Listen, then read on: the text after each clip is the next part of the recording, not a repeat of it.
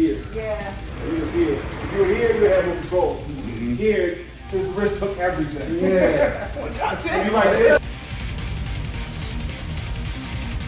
Hotep and Bill.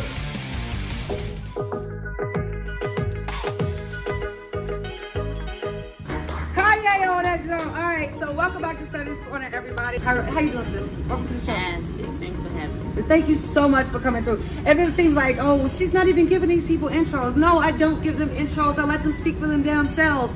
I thought my plight in life was about saving the world until I realized I didn't have the skills or the tools to save myself. Yep.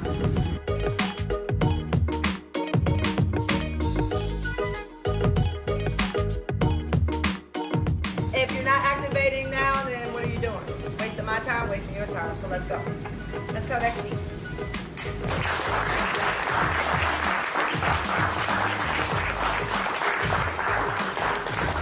Welcome. Her name is Kim Clayson. Clap it up for Kim Clayson. We love it. Kim Clayson, ladies and gentlemen. There she is. It does look good. We are going to be flipping seats. Like I said, a lot of the states did go through redistricting. Maryland was one of them, Florida, New Jersey. So we'll be flipping a lot of seats in really good areas.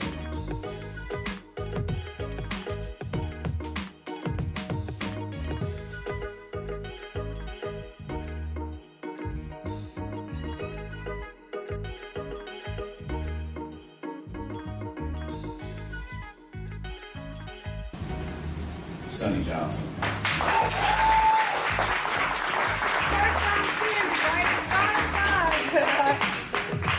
Oh, is it on?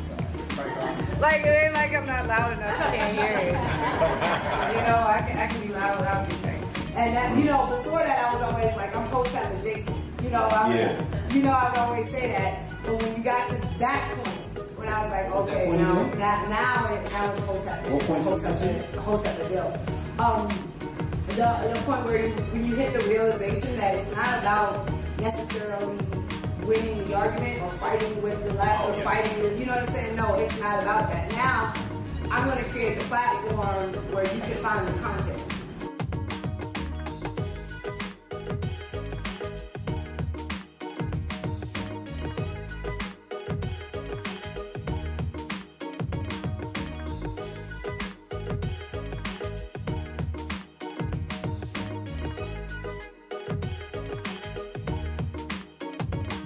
These last 5 years of my life have been absolutely amazing, and Chad has been a mentor and helped shape my brain. So if they call me a radical, I've been radicalized by Chad.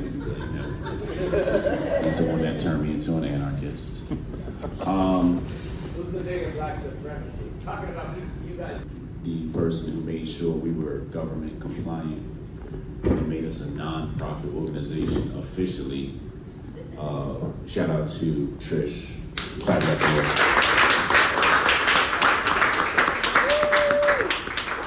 Did an amazing job helping me out. I really appreciate her. Shout out to Crypto Wendy for coming out. Thank you, Crypto Wendy. Wendy, shout out to Syscoin, our sponsor. You know, shout out to Brody McFarland.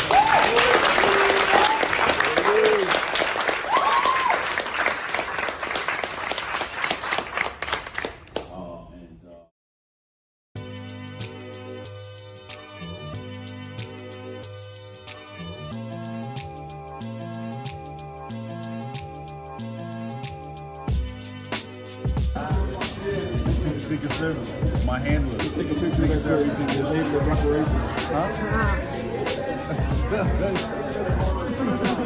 Arrogant like a mother.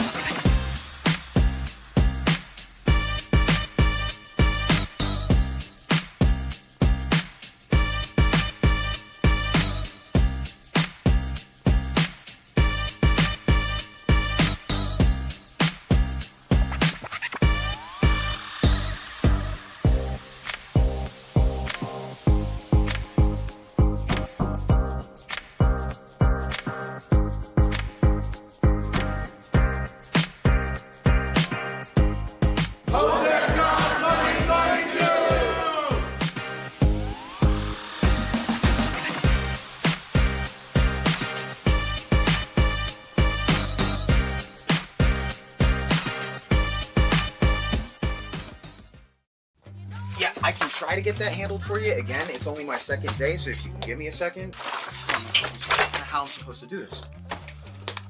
How the hell are we supposed to do this by 5 o'clock? I have no clue. Is that possible? Hey, do you have the password to... How'd you finish all your work already? He's not tapped in.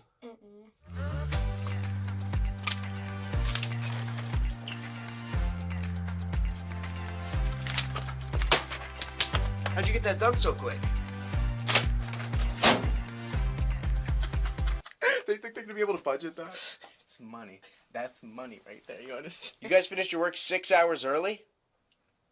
He's not tapped in.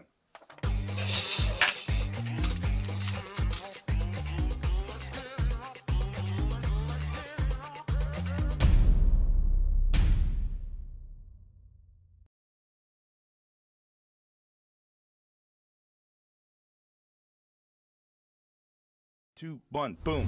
Hotep Jesus. Of all the Jesuses I know, he's the Hotepiest. Social scientist and YouTube host, Hotep Jesus. How the fuck do you get a name like Hotep Jesus? The one and only Hotep Jesus. Ryan Sharp, better known to the world as Hotep Jesus. Hotep Jesus. Hotep Jesus. Hotep Jesus. Hotep, you're a genius. HotepJesus.com. Somebody said, what do you think you are, some kind of Hotep Jesus? Ooh, and that's I was good. Just like, ooh, that's sexy. Yes, I do think I'm Hotep Jesus. Hotep Jesus. Hotep Jesus.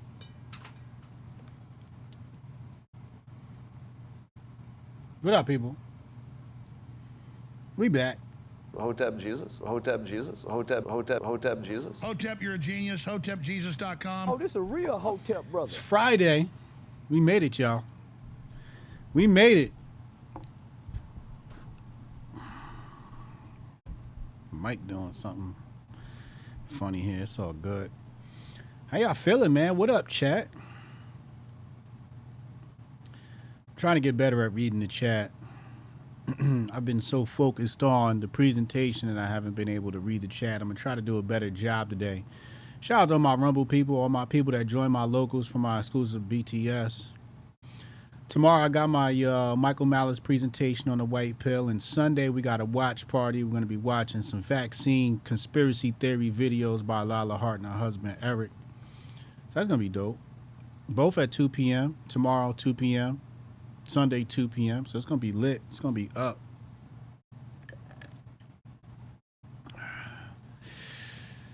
Before we start today's show, you know, we got to play some tunes. And I got a special tune. Shout out to my producer, Tate. He made me hip to some new tunes that just dropped about an hour ago. Tom McDonald, Adam Calhoun. This one's called American Flags. The track is 3 minutes and 33 seconds long.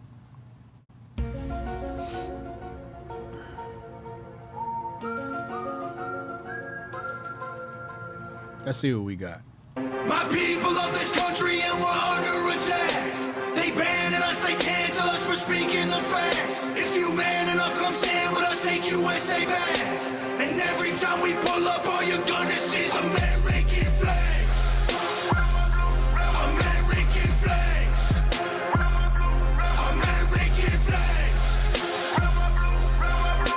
And every time we pull up, all you're gonna see is American flags. I ain't never gonna pretend that I give a damn. Anybody who's offended can get it, we throwing hands. Anybody not trying to make America great again. You a punk, you a clown, better know where I stand. I'm the white boy with the middle fingers in the air, dog. We don't give a what. 100 white boys gonna hold me down anywhere, dog. We think that you suck. My patriots the craziest. They ain't afraid of breaking fists on faces. If you really wanna taste of this, no safety tip. Just aim the stick and spray the clip. I pray you miss, cause if you don't, they gon' go wacko. Automatic gun smoke like tobacco. Never hit a lady, but it's pretty hard to tell if you're a girl or a they, them. There's these, that, those. I ain't never gonna take a knee for the anthem. Smack them. I don't give a damn, can't stand them. Gang full of randoms, fan with a handgun. Run up in your mansion, leave it all abandoned. I was raised to be brave to the grave. United States, we love the country that they've been corrupting. Go woke and go broker if you ain't awake. My people of this country and we're under attack. They banning us, they cancel us for speaking the facts. If you man enough, come stand with us, take USA back. And every time we pull up, all you're gonna see is American flags. American flags. American flags.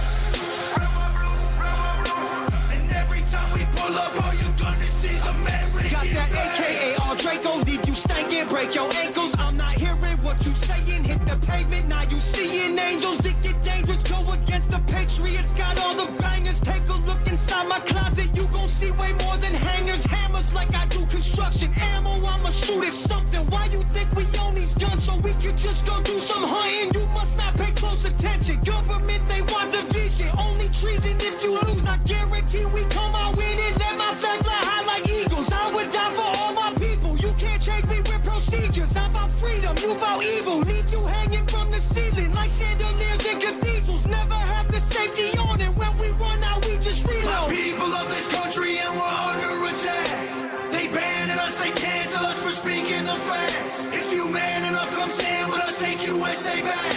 And every time we pull up, all you're gonna see is American flags.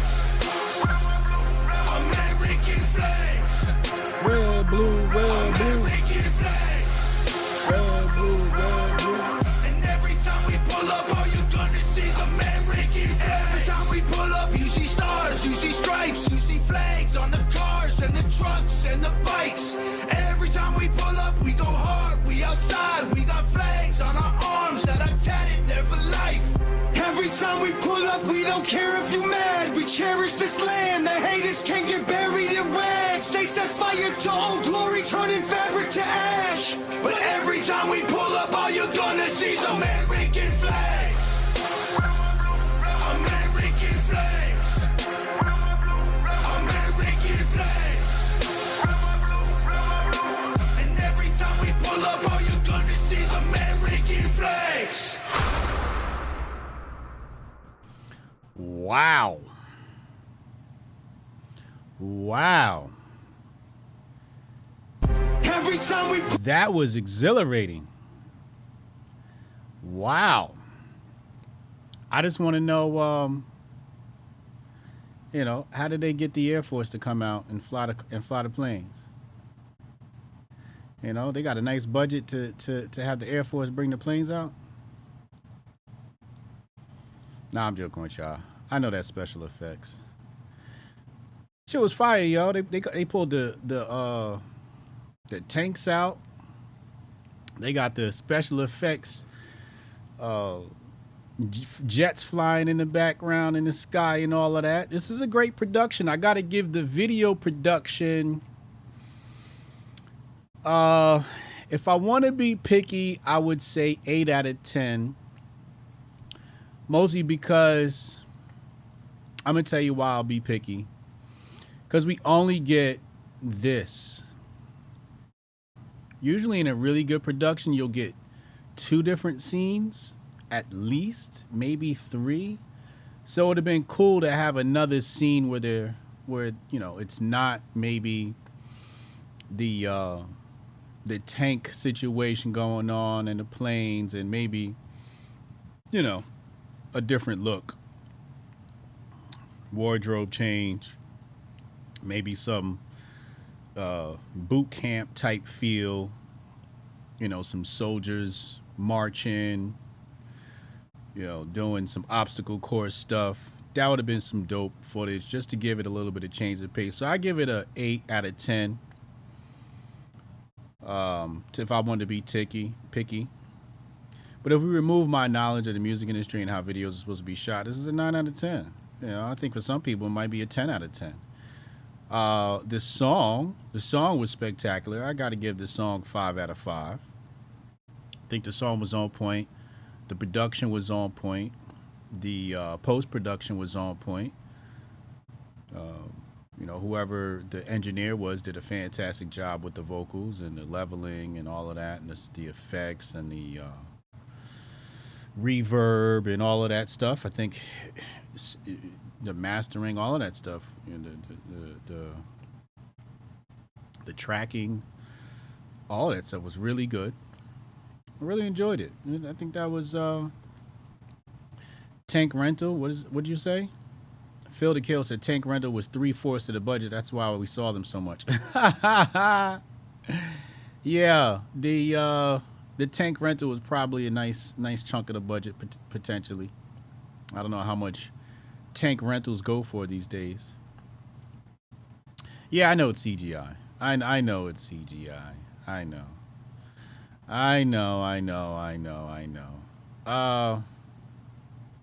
Man. Shout out to Tate, man. Thank you, man. Really good production.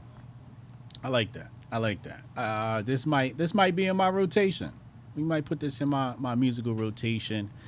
When it comes to the MAGA grift, the MAGA music grift, can't wait to hear what Goldstein has to say about this music video. But when it comes to the MAGA music grift, this is top notch. This is right up there. Tom McDonald. Nice record, man. It's got more of a rock feel on the hook as opposed to hip hop, but the verses were definitely rap. So I know the white boys are like that. That's good stuff, man. Good stuff. Shout out to Tom McDonald. Much success to you, bro. Get your grift on, man. Get your grift on. All right, let's dive into the Grift Report.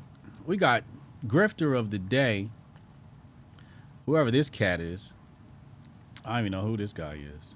Anybody ever heard of this guy? Hirsch Vardhan Singh.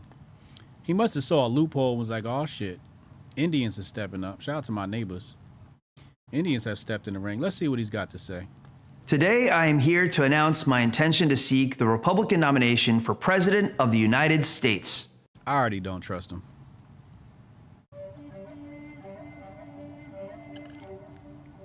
I need my Indian men to sound like they just got off the boat. If you don't got an accent like you worked at 7-Eleven, man, I don't want to hear from you. Sound like a white man, bro. Sound like you code switching and whatnot. I already don't trust him. He sounds too polished. Let's see. My name is Hirsch Singh, a lifelong Republican and an Was that racist? America First constitutional carry. Oh boy, he's a right winger. He's a right winger. Here we go. Constitutional carry. Okay. And pro-life conservative who helped restore. All right. So what do we got? His planks are guns, abortion. What did he say? What was the first one? Republican and America First. And an America First constitutional carry and pro-life conservative who helped restore the conservative wing of New Jersey's Republican Party starting in 2017. Oh shit, he one of New Jersey cats. He a New Jersey cat. I might have to go give him a visit. He might be down the street from me. All right, New Jersey. Now I'm starting to like him. Coming around now. I'm have to pull up on him, man. Get the exclusive. Today, Americans face grave threats from the corruption of both big tech and big pharma, which have relentlessly attacked our freedoms.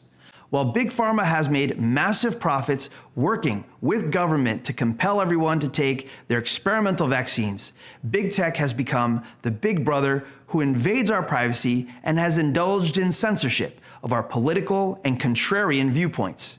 In a troubling move, big tech has also sought monopoly status by inviting the government to seize control of emerging areas like artificial intelligence in order to prevent new businesses from entering the arena with their innovations. I'm already falling asleep. This shit is boring as hell. Such a move drives a stake into the ethos of America, as we were set up to be the land of the free, with innovation and small businesses being the heart of our economic engine. In the last century, America provided leadership to the free world by opposing the Bolsheviks in the Soviet Union.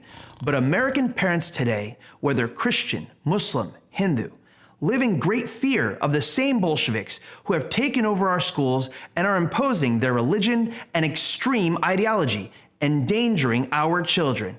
Schools, which were once places of learning, have become centers of indoctrination, targeting and permanently damaging the most vulnerable members of our society. There is an all-out attack on American family values, parental rights, and the marketplace of ideas and open debate. We need strong leadership to reverse the changes that have occurred in the past few years and restore American values. That is why I have decided to seek the Republican Party's nomination for the 2024 election for the office of President of the United States. While President Trump was undoubtedly the greatest president of my lifetime and had my support as a MAGA Republican since day one, America needs more. I'm a Jersey-born, Atlantic City native who fully understands how government works. My record as a strong-willed Republican goes back to my university days when I joined the Young Americans for Liberty. In the recent past, I opposed the policies that seek to entangle us in another world war, led the fight against economic lockdowns, and led huge protest rallies against compulsory vaccinations. Today, I'm the only pure-blood candidate for president because I never gave in to the COVID vaccinations. Even New Jersey's Democrat Senate president labeled me as Trump on steroids. It's time to move past outdated politicians of a bygone era. I have the energy and technical know-how to lead America to the future we deserve. I seek your support as your candidate for the president of the greatest nation in the world. God bless you, and God bless the United States of America. Thank you. All right. Yeah, that shit was cute. All right, so I have an idea. What we're gonna do now is we're going to ask ChatGPT to write me a campaign announcement speech. So hold on a second. Let's bring this up. ChatGPT. Let me open up my ChatGPT. I just want to see how easy it is to do this. Let's go here. Let's go here. Put that on your screen. Good. All right. Let's see here. New chat. All right. You are going to write my campaign announcement speech as I run for president of the United States of America. My platform includes pro-Second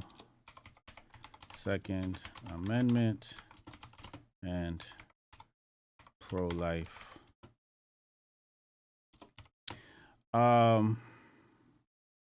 Wait, what did he say at the end there? I want to include that. Labeled me as Trump on steroids. It's time to move past outdated politicians of a bygone era. I have the energy and technical know-how to lead America to the future we deserve. I seek your support as your candidate. That's the part. Please include and ask for support. Let's see.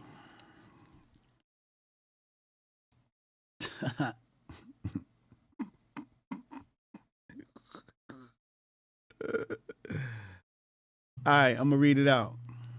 Ladies and gentlemen, fellow Americans, today I stand before you with humility and unwavering determination as I announce my candidacy for the highest office in this great nation. The President of the United States of America. I am deeply honored by the faith you have placed in me, and I am committed to upholding the values that have made this country strong and prosperous. In the face of our nation's challenge, we must remember the principles that have guided us since our founding. I firmly believe in the importance of defending the Second Amendment, which enshrines the right of law-abiding citizens to bear arms. Our Constitution is the bedrock of our freedoms, and I will staunchly protect the individual right to keep and bear arms for self-defense and safeguarding our families. Moreover, my campaign stands proudly as a pro-life advocate. I believe that every human life is sacred and deserving of protection, from conception to natural death. Together, we will work tirelessly to support policies that protect the unborn and promote a culture of life, ensuring that every voice is heard and every life is cherished. As we chart the course for our nation's future, let us focus on unity, bringing the divides that have separated us for far too long. Together, we can achieve greatness by recognizing the humanity in each other and engaging in constructive dialogue to find common ground. It is time for a new era of responsible governance, one where leaders work collaboratively for the betterment of every American. I pledge to lead with integrity, transparency, and accountability, always putting the interests of our citizens above partisan politics.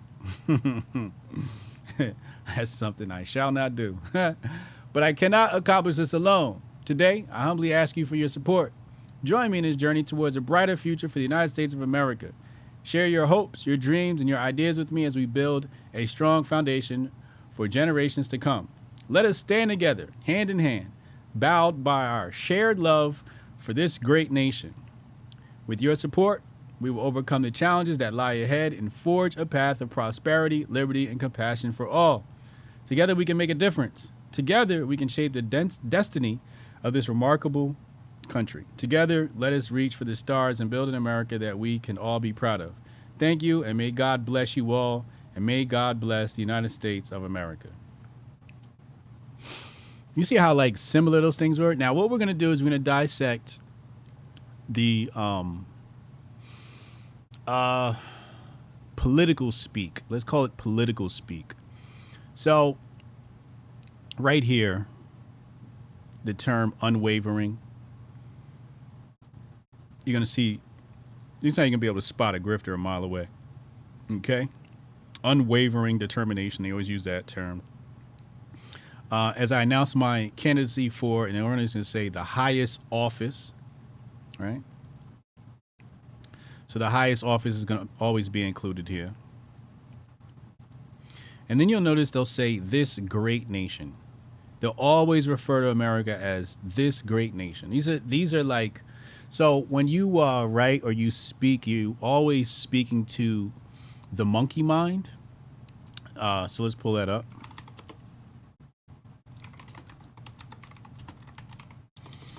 I believe they call it the monkey mind or the monkey brain. Taylor running late. Okay. Here we are.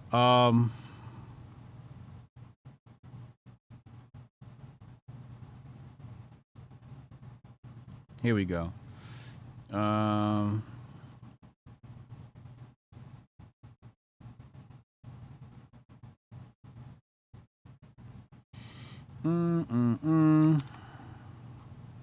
Let's go definition or meaning that works.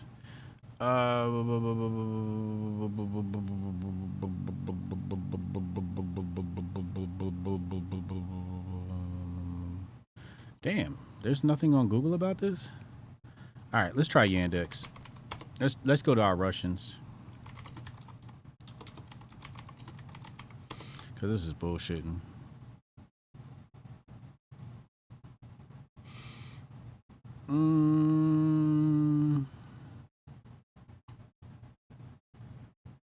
All right, this is pretty decent. They call it the default mode. As when our mind is wandering.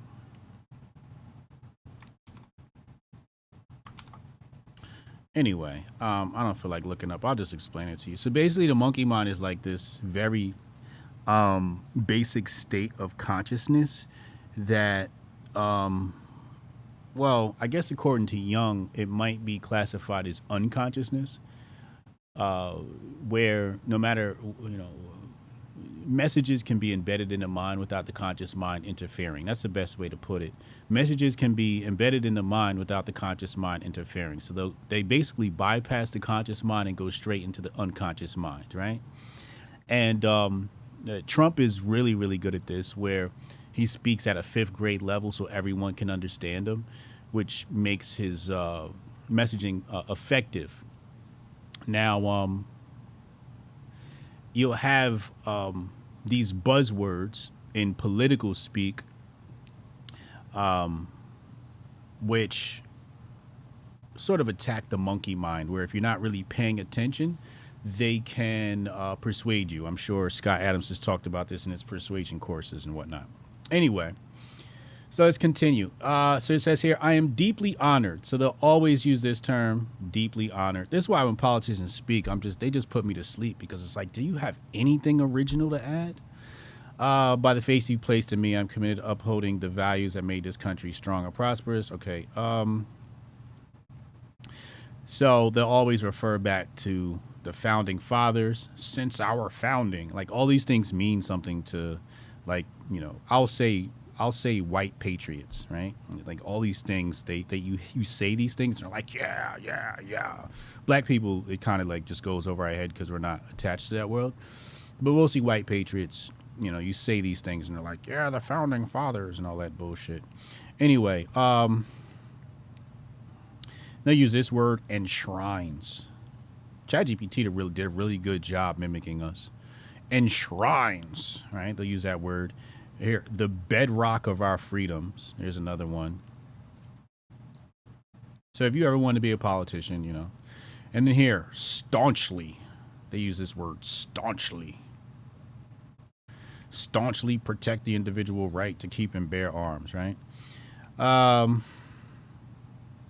What else is in here? Work tirelessly. They always say this. All work tirelessly. Meanwhile, they're all fucking hanging out with hookers, doing coke and drinking champagne on tax dollars. Okay, what's the next part? Okay, here. As we chart the course, as if they're fucking pirates or some shit. They're a captain of a shit. As we chart the course, and they're gonna say this too. Our nation's future, right? All this bullshit. What else is in here? They'll always say we're engaging constructive dialogue. They always want to say, let's promote dialogue, right? They'll always say that shit. And now keep in mind, I'm not attacking the ideas. I'm just attacking the milquetoastness, the repetitiveness of the usage of these terms. New era, it's time for a new era. Some presidents have used this, politicians. It's time for a new era. So have you ever hear me, give a speech? It's probably because somebody told me I had to use these words. So if I ever decide to run for politics, I won't. But if I do, you'll hear me use all these terms. You'll be like, Hotep Jesus is learning the game. And then always promise, to think above partisan politics. Brighter future for America, right? So they always say this, a brighter future. Here's another one. Let us stand together. They always want to say we're going to stand together. Meanwhile, the most divided the country has ever been.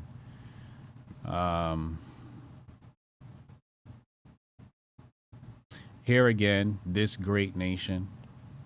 They're going to use that term a lot. This great nation. With your support, we will overcome the challenges. You're always going to hear that. It's another one. Forge a path. This remarkable country. So the key thing here is to talk about America like it's great. People who vote tend to believe in the country because, obviously, if you're voting, you believe in the country. So all this stuff is going to make them feel warm and fuzzy inside. And then, of course, you got to include God, right? You got to grift the Christians, right? Grifting the Christians is a big part of this grift. So these buzzwords that are sprinkled throughout the speech. And really, I just wanted to show you, how basic bitch these political announcements are. They're so basic bitch, it's just like whatever. But I don't blame the candidate. It's basically a science that has, something that they have got down to a science that someone somewhere, some PR political campaign chick has looked at the data and said this stuff works. So everybody just unconscious cognition. Thank you. That's a good one. I like that. Hey, somebody called him a Dollar Tree Vivek. Great value Vivek. Yeah, that's what he looks like. That's what it appears to be. He was like, hey, Vivek can run. Some hope for me. I'm going to run. So shout out to Mr. Singh. Mr. Singh. Duke Lucas here says, no charisma. No charisma. He's right. We don't see much charisma there. Damn shame. Anyway, let's go back in the grift bag. Let's hit the next topic. What we got in here? Let's mix it up. I got some Pearly in here. May or may not play that. Depends on how I feel. Let's go to this black man. Since we're on the topic of politics, this is Rep. Wesley Hunt at the gender affirming care hearing. We had a gender affirming care hearing. I can assure you that. All right, let's just play the tape. Let's hear it from the horse's mouth. Let's hear it from the buck's mouth. And I can assure you that my 4-year-old and my 2-year-old daughters will not change in front of biological men. This is ridiculous. I don't care what party you are a part of. If you think that we are all equal and the same biologically, you've literally lost your mind. And when my 2 daughters work hard in the sport, work hard in their craft to be the best that they can be amongst other women, they will compete against other women. I owe Victoria and Olivia and every other young lady in this country that. If you think I'm wrong, I am not the problem. I can assure you. We have an opportunity in this country to get this right in 2024 so we could stop all of this foolishness. And I can assure you.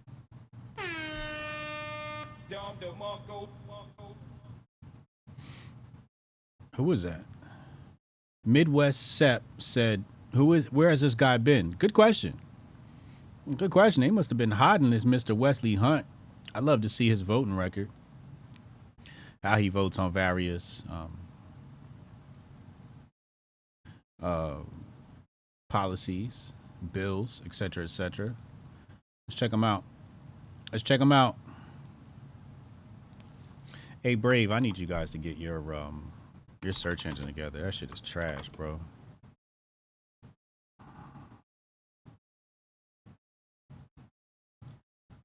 All right, here we go.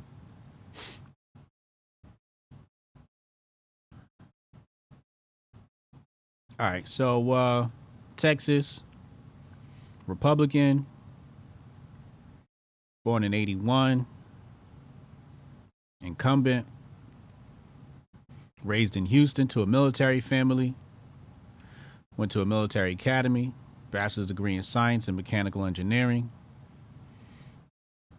West Point, wow.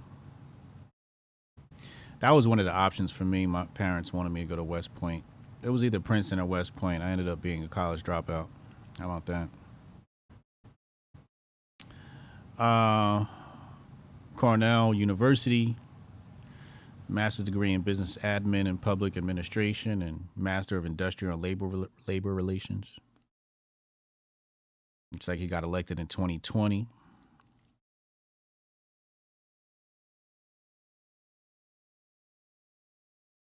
So, yeah, good stuff. Want to hear more from this guy? I like his stance. I wonder if he got canceled yet. Let's see if he got canceled. Let's see what the quotes say. Let's go to the quotes. Let's see what the quotes say. Quotes always reveal so much.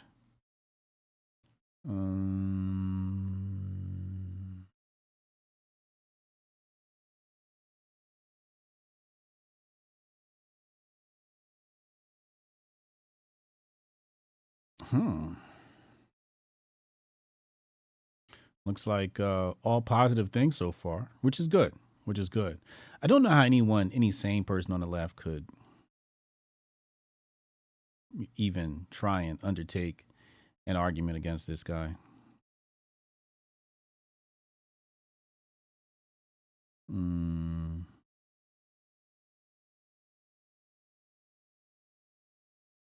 All right, good stuff. Looks like they haven't found him yet.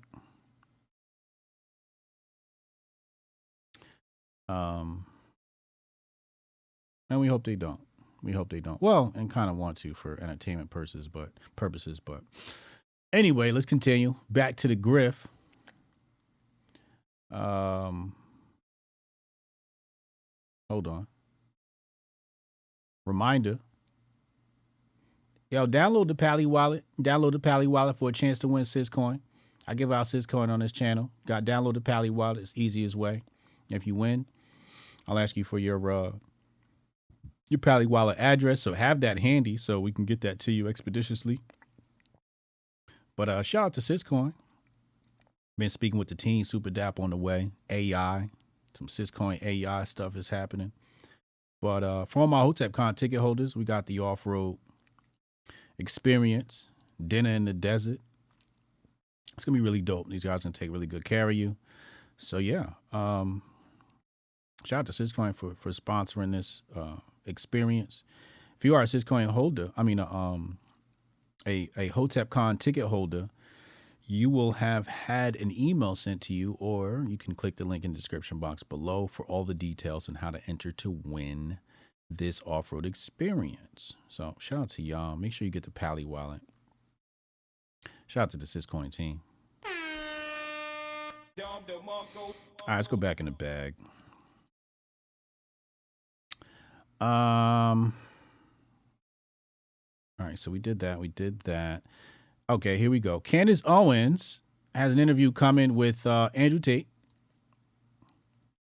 Let's it will premiere on Daily Wire, then it will go up on YouTube and Twitter. Okay, let's see. Andrew Tate. Long time. I know, it's been a very long time. I'm about to get started, Candace. Good, get started. There was an old video that surfaced of you spanking a woman with a belt. I want you to explain to them what that was. I don't often tell people this, and I think this is the first interview I've mentioned it in. I have to be very careful how I answer this question because I'm currently under an investigation. You're going to sit here and talk about what I did for money. I literally hurt people for money. I'm a little bit embarrassed about it, to be honest with you. I was talking about things in a way that I wouldn't talk about them anymore. I'm glad to hear that you're not proud of the video. Pornography as a whole is simply just, I think, a tool which is used to ensure that the male populace stays as docile as possible. Pornography is everywhere, and men are struggling with it.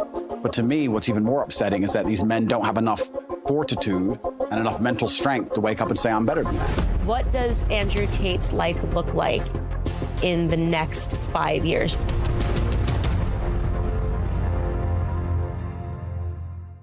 Andrew Tate. So we got the Andrew Tate video coming soon. Speaking of Andrew Tate, we got this video. They've been digging up all types of shit on the Tate brothers. Let's pull this up. Tomorrow you woke up and you didn't have the cars, the money, the crypto, the real estate, everything, but you had your network. What would you do to try to get it all back? Well, I always have that one trick. And people will say, oh, but what if that didn't exist? Well, the thing is, webcam modeling and OnlyFans and all this stuff does exist. I can get a beautiful girlfriend and tell her and manage her and drag $40,000 to $50,000 a month out of thin air. If I concentrate all of my effort on one 10 out of 10 female and she'll do whatever I say, I can conjure $40,000 or $50,000 a month out of thin air. And that's what I know how to do. That's always going to be my default.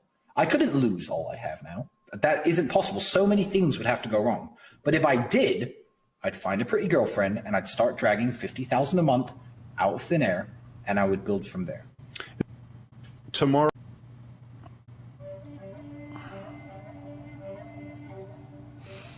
E-pimping as a default.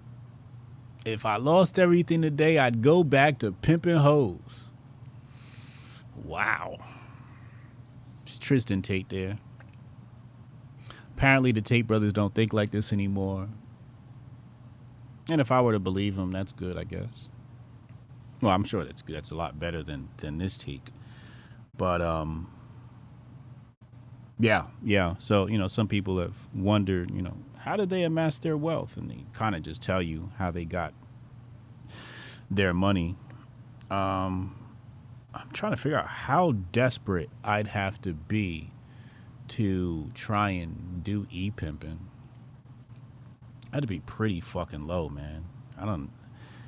I couldn't see myself in that world, managing some OnlyFans chick, and not because it's wrong, right? Or not because I think it's bad. Just I don't see anything that would motivate me. I don't see anything in it that would make me want to wake up every day and say, this is what I'm going to do to make money. And $40,000 to $50,000 monthly sounds really lovely.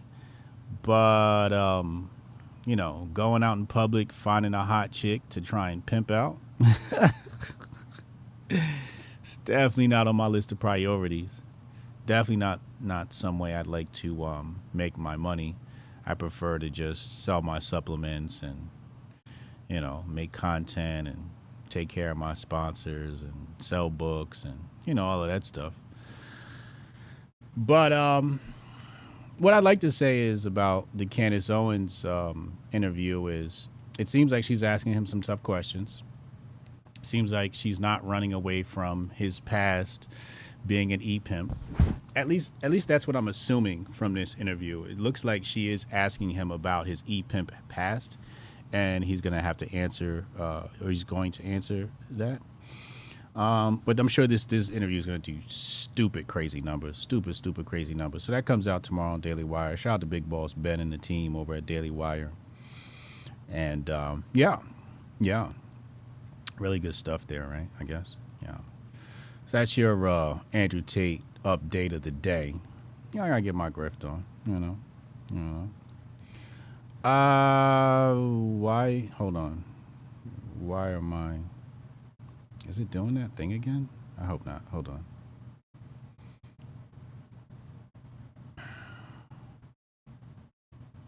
Speaking of e-pimping, leading report says new court filings in the U.S. Virgin Islands Attorney General's office show that JPM Chase not only helped facilitate the sex trafficking of underage girls by Jeffrey Epstein, but that the bank actively participated in Epstein's sex trafficking venture from 2006 to 2019.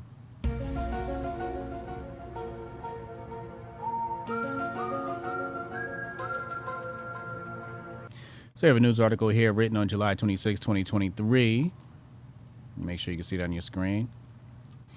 JPM execs face new allegations from U.S. Virgin Islands in $190 million Jeffrey Epstein lawsuit.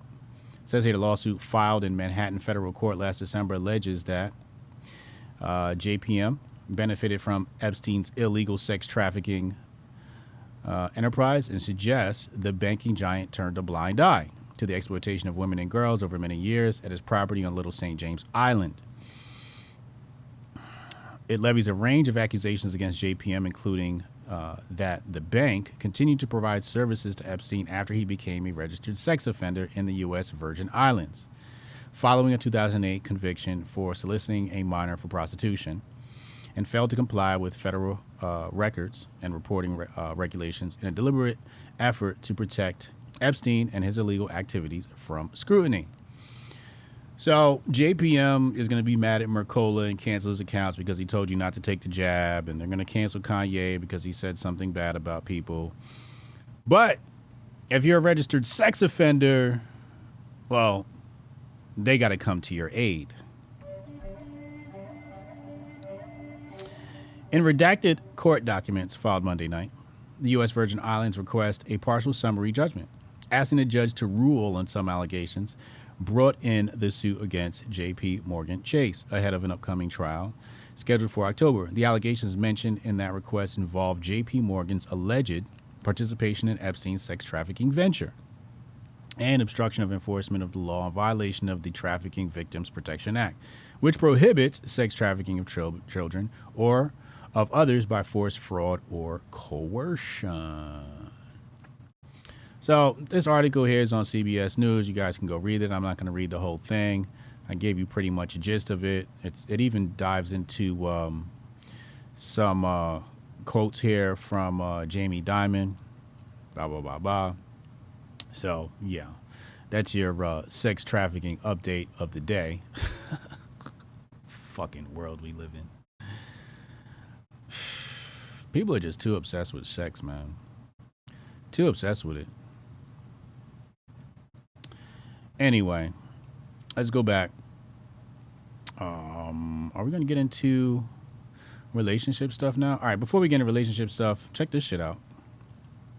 World Cup star Linda Saicedo, 18, grabs her chest and collapses at training in Sydney before being rushed to the hospital in an ambulance after losing consciousness. And here we have footage of that.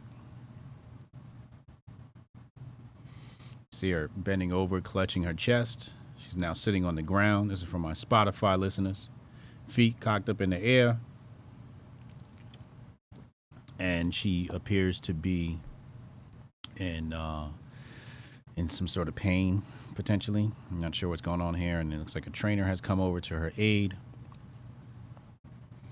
Here come the medics. And she's still laying on the floor. This is about a 49-second video here. So, anybody,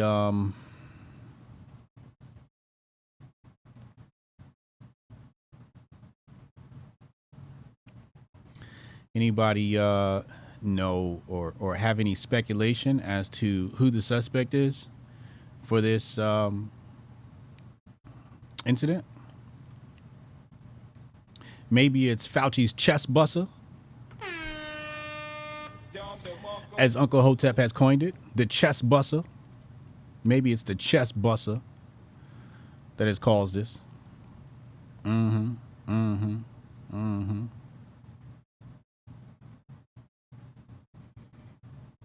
Pimpin' ain't dead, it just moved to a website.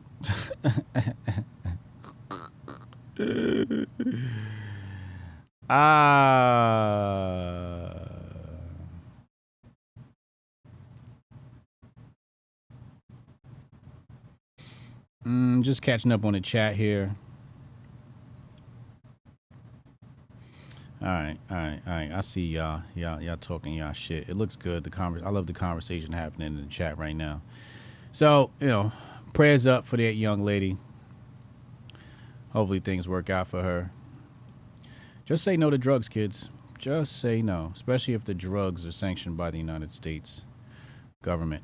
Okay, let's dive into some relationship shit. Let's start with the simp.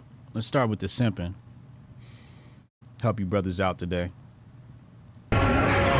So I just left a restaurant after waiting 30 minutes for a date to show up, and apparently I got stood up. I don't know what to say. Like, I'm trying to do everything right to be a gentleman. So first of all, he's got some funny eye thing going there. He's got like a lazy eye situation happening. So maybe he catfished her. Maybe she had someone else scout. Let's play the tape first. I brought flowers. Oh no, you never do that. Fellas, never bring flowers on the first date. It reeks of I want you to like me, and I'm desperate, and yeah, it just reeks of simp. So never bring flowers on a first date. Ever. Oh my God. I can't believe you brought flowers. Make sure you go get a copy of my book, Unbreakable Rules of Masculinity, at HotepJesus.com. Hotep, you're a genius. HotepJesus.com. Go get you a copy of that, available on HotepJesus.com and Amazon. Help you out so you never make these dumbass mistakes. But yeah, you see, a first date. Many guys go on a first date, and I talk about this in my book. And the first thing I tell people is, a woman is always more nervous on a first date than a guy. First of all, let's deal with the physical. She's questioning her outfit, how she looks, and all that shit, right? And women always stress about how they look. So she's got that stress. Then she's got the stress of, will I like this guy and will he like me? Then she's got the stress of, is this guy going to kidnap me and sex traffic me? And, there's that fear, right? The fear of safety. So when a woman comes in a first date, she's very, very nervous, which presents an opportunity for you. Now, obviously, you may be nervous, whatever. The moral of the story is you need to treat the first date like a job interview without making it feel like a job interview. Okay? You need to see if she's qualified to even be your girl. So you shouldn't be trying to impress her. She should be trying to impress you, because women have to share men these days. They outnumber us, so they got to share. So there's not so much dick going around. They're going to have to select one. So they're auditioning for a job. You're not auditioning for the job. They outnumber you. There's millions of girls out here. So they're already at a disadvantage statistically. So you don't got to do all this. Make her bring you flowers. Hotep, you're a genius. HotepJesus.com. I've been consistent talking with this girl for 2 weeks, trying to get to know what she likes, what she doesn't like. I made plans. I picked the... He also seems to be neck up Twitter. He's probably fat. Maybe he's fat. I'm not sure. But he's probably overweight. She probably came to the door, saw that, and was like, yeah, I'm out of here. He's neck up Twitter. Restaurant, the day and the time. You know, I've done everything to be just the kind of guy that would value somebody's time. Like, I'm just looking for my person.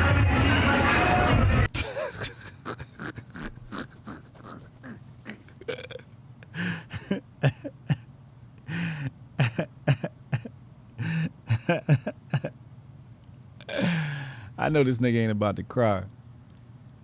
Did he say, I'm looking for my person? Fellas, you should never be looking for your person. Your person should be looking for you.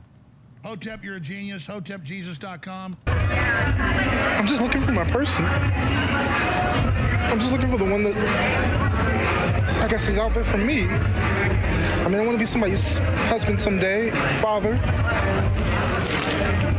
I'm trying to do everything that's right and I just get stood up. So I already know this dude's like probably some nerd or a geek. His social IQ is probably like way in the pits, and he's probably socially awkward, and he's got no swag, and he's just, yeah, he's down bad. He's down bad. I feel bad for this guy. I gotta be honest with you. I feel bad for him because he's not equipped for the dating world. It's really not. He's not equipped for the dating world. It's gonna need a huge makeover. Yeah, but anyway. Like, my feelings didn't even matter. Sitting there eating a meal by myself. Stood up. Like, my feelings didn't even matter. Sitting there eating a meal by myself.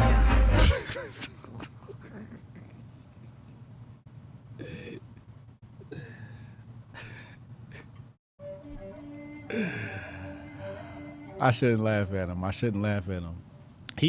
I even think he's on the spectrum. He comes off like he's on the spectrum, which is why I feel bad laughing at him. And realizing that nobody even cares about people anymore. That's facts. We don't give a fuck, bro. Nobody cares about people anymore. It's just facts. Like, alien dating shouldn't even be this hard. It shouldn't be this hard to find somebody. It shouldn't be this difficult to fall in love.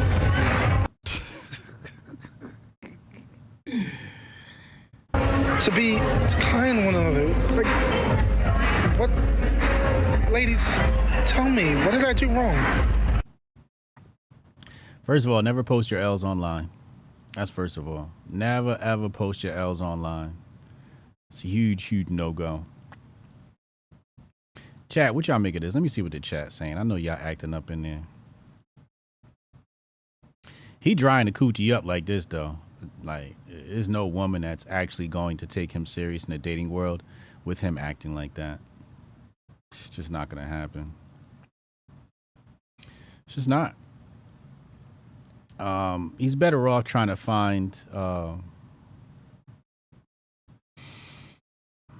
he's better off trying to find another girl on the spectrum like him. He needs, like, people on the spectrum need to date people on the spectrum.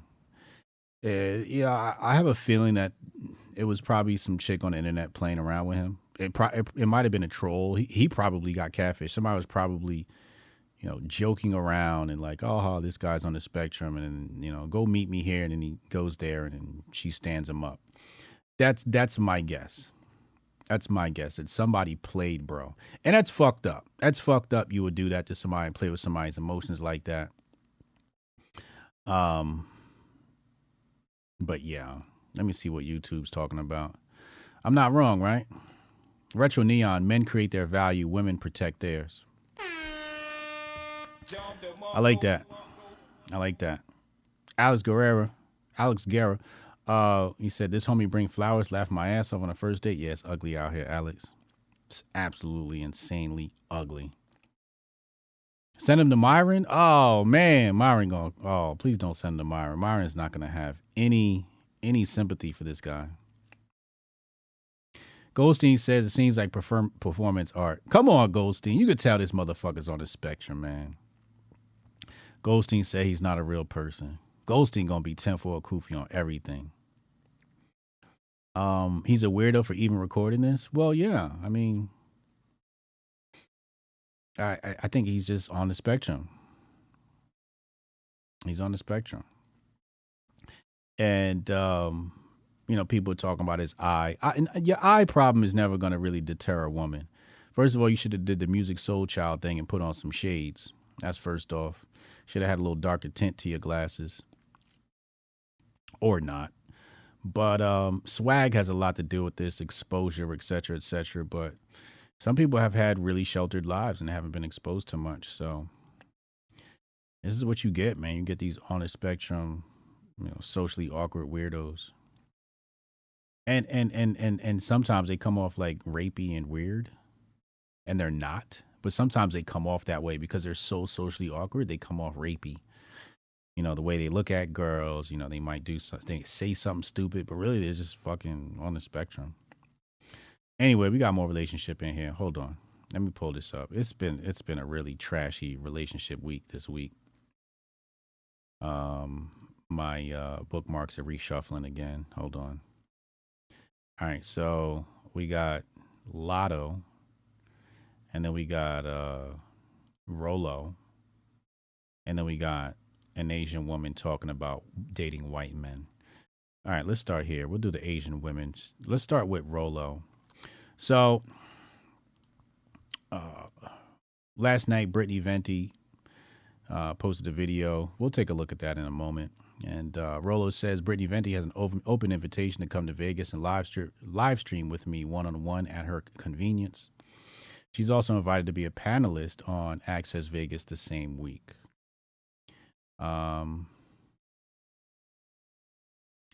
So let's look at the tape. Let's look at what she said. The Manosphere cult leader. Lauren Southern, Lila Rose, Erudite. Yeah, Erudite's another one. Brittany Venti. Oh man, I got some things to say about Brittany.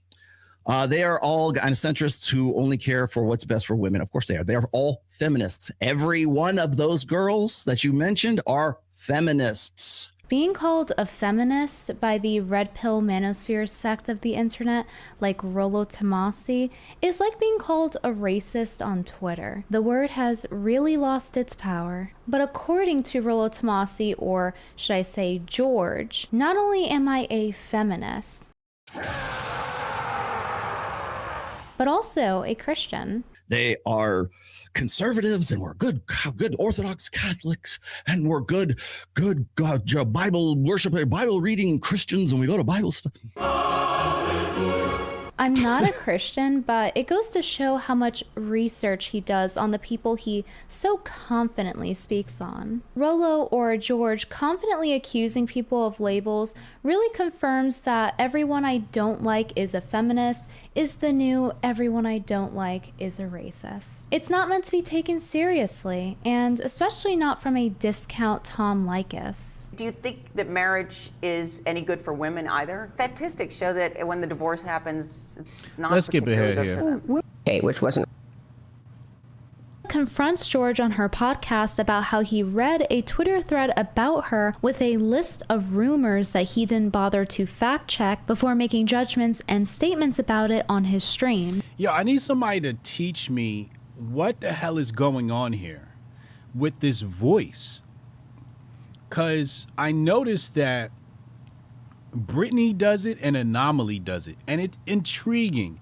It's like they take something out of their voice for these like documentary type feels, and Anomaly does this well. I feel like these people learned this somewhere or was taught this, because she kind of like her voice, it sounds soothing, I guess, but it sounds like a documentary voice. And I need somebody to tell me, what do I type in the search engine to find out what that technique is called? So in your video, you said, oh, She brought her dad to Russia, and then while he was in the hospital, went off and, partied with Andrew Tate, which wasn't right because that was 3 months earlier. I just wanted to clarify that. Well, that's the information that I had available to me.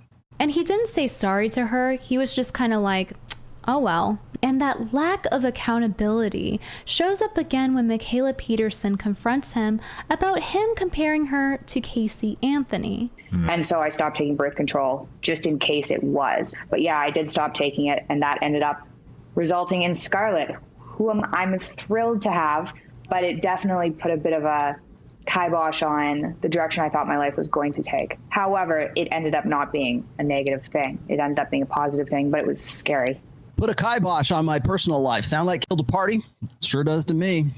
I didn't like the comparison that you made between me and Casey Anthony, who murdered her kid and then put her in the trunk so that she could go party. I thought that was not very nice. And what's his justification of lying about her and misrepresenting her? Well, it gets clicks. I'm not saying that that's what you wanted to do, okay? I'm just using Casey Anthony as one prime example. Ain't happy? Just do what feels good, queen. Don't let no man tell you. Casual sex, feminism has influenced that in some way. Sleep with who you want. They can't slut shame you, queen. That's a lot of male empowerment. And the pregnancy test, you could say, oh, this is a flex. No. That's her insurance policy, because that's insurance to keep you around. And if you believe it, that's even that much better. If you gaslit yourself into thinking that that's a flex. After hearing him call children just an insurance policy to hold men hostage, you really wouldn't think that he's been married for 26 years with a daughter. As a father with a daughter, it's really surprising how much he encourages men to rack up women's body counts, considering that this could be his daughter that some guy does this to. If you sleep with guys on the first night, well, now you're racking up your body count and you're not worth marrying. From a statistical standpoint right now, when women get to be, past 31 or 32 years old, and they're looking for and complaining about why they can't find the right guy or the nice guy, that is the guy that is the quote unquote boyfriend material. That's the guy that they wanted to settle down with. That's not the guy that they wanted to have, hot fun sex with when they were in their crazy college years, and now they're ready to get serious. But if you don't sleep with that high value alpha male on the first night, well, now you lost them and it's your fault. Clearly he makes a lot of money. Clearly he's jacked. Clearly he's an ideal guy that I would really like to get with. He's not going to say, okay, well, if you don't want to have sex with me, that conversation doesn't happen. He just doesn't talk to you anymore. You're pushed out and another girl comes in. Does he tell his daughter to sleep with men as soon as she meets them and then blame her for it too? George is encouraging a no-win scenario where you're damned if you do, damned if you don't. Men being responsible for their families, yes. Responsibility is very important for men. He preaches about responsibility for men being good, but as soon as push comes to shove, that sentiment is nowhere to be found. All right, I'm kind of bored. So y'all can follow that if y'all want to. Let's go to the next tape. I'll keep you guys updated if that ever gets spicy. But I don't know. I don't know what we were expecting there. Anyway, let's go to Lotto. Lotto is let me bring this up on the screen first. Lotto is a hip-hop girl. Maybe she's a rapper. I'm not exactly sure. I believe she's in the hip-hop world. Big Lotto is her name. Yeah, I think. Let's play the tape.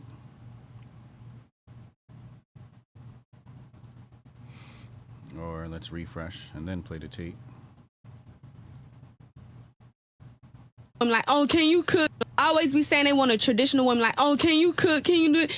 You not a traditional man. Thank you. Be a traditional man. Is you even a breadwinner, boo? Sit down. Anyway, thank you so much for this interview. Can you change your tire? Thank you. Have you built a house? Have you built a house, baby? Y'all want traditional women. Y'all not traditional men. Period. They don't deserve a traditional woman. No, you don't. You don't, boo. You should be submissive to me, actually. Always be saying they want a traditional woman.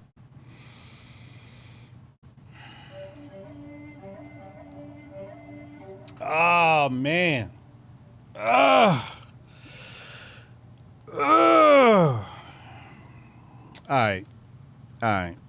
right, let's break this down.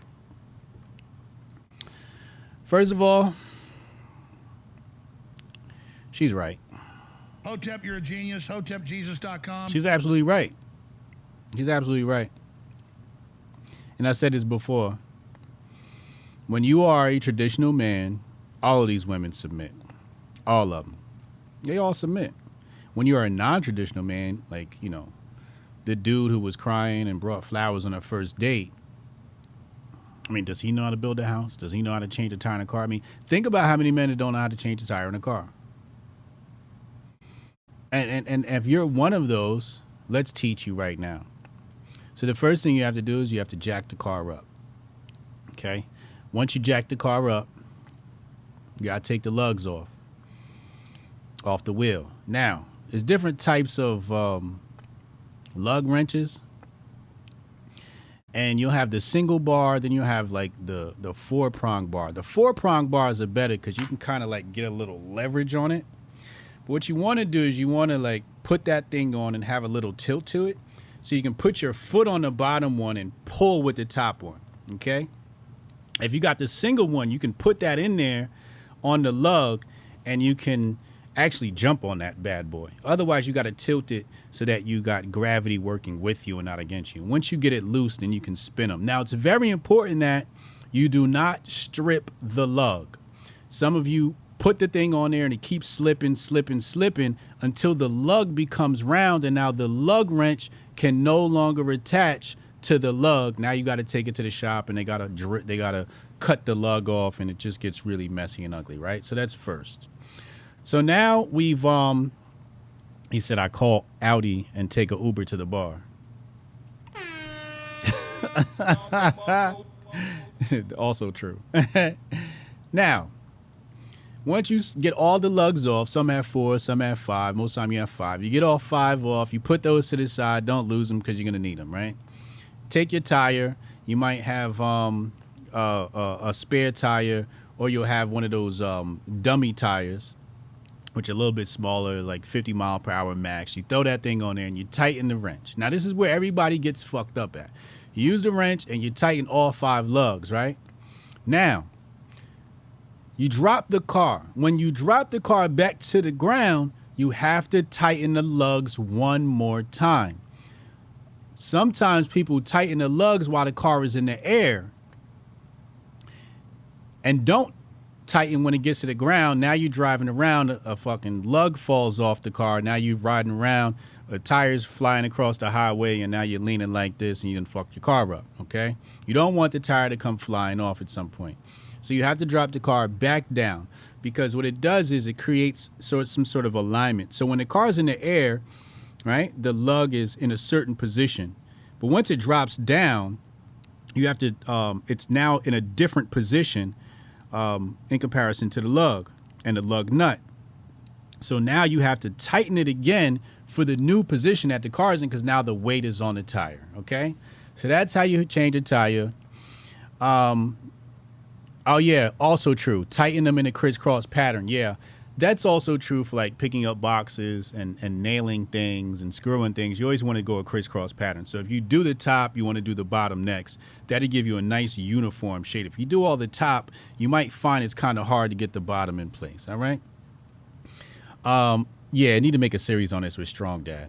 So the fact of the matter is, she's right. There's a lot of men out here that cannot change a tire. And if you are one of those, you can't really expect a woman to be traditional or ask her to be traditional in her own right. And there's a lot of guys out here who don't know how to build a house. I'm not one of them. I know how to build a fucking house. Now, am I going to build a house? Hell fucking no. But I can, and I know how. Okay? Now, do I know every little intricacy about how you set the foundation and all of that and the surveying of the land? I don't know all that, all right? And get somebody, pay somebody. But I have a general idea, right?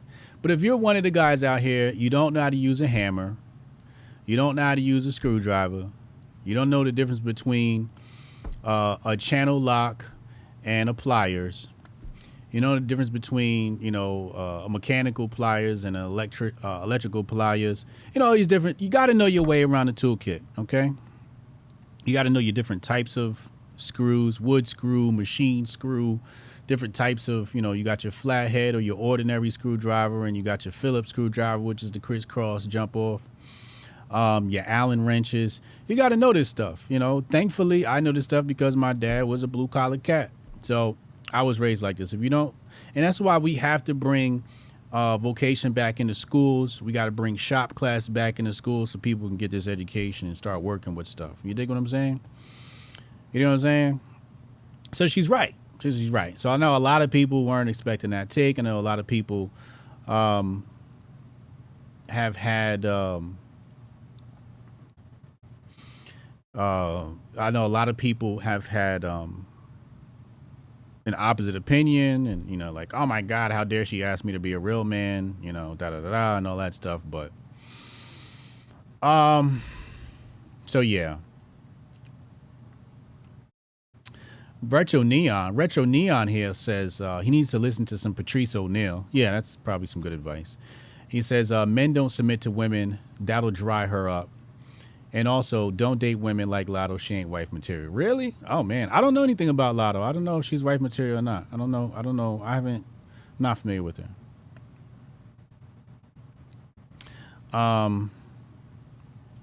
Yeah, the lugs get tough sometimes.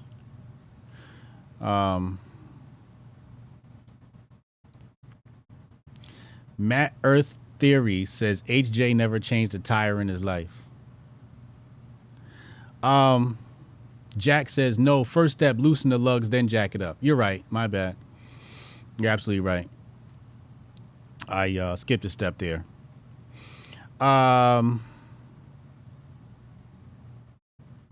What else we got in here?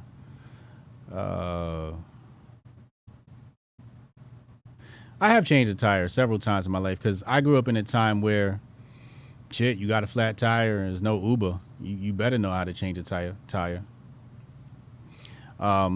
Yeah, but you definitely have to loosen the lugs before you jack it up, because if you try to loosen the lugs before you jack it up, the tire will spin. So you're right. I'm sorry. I had skipped that step. You're absolutely right. Loosen the lugs while it's on the ground and then tighten them again back on the ground.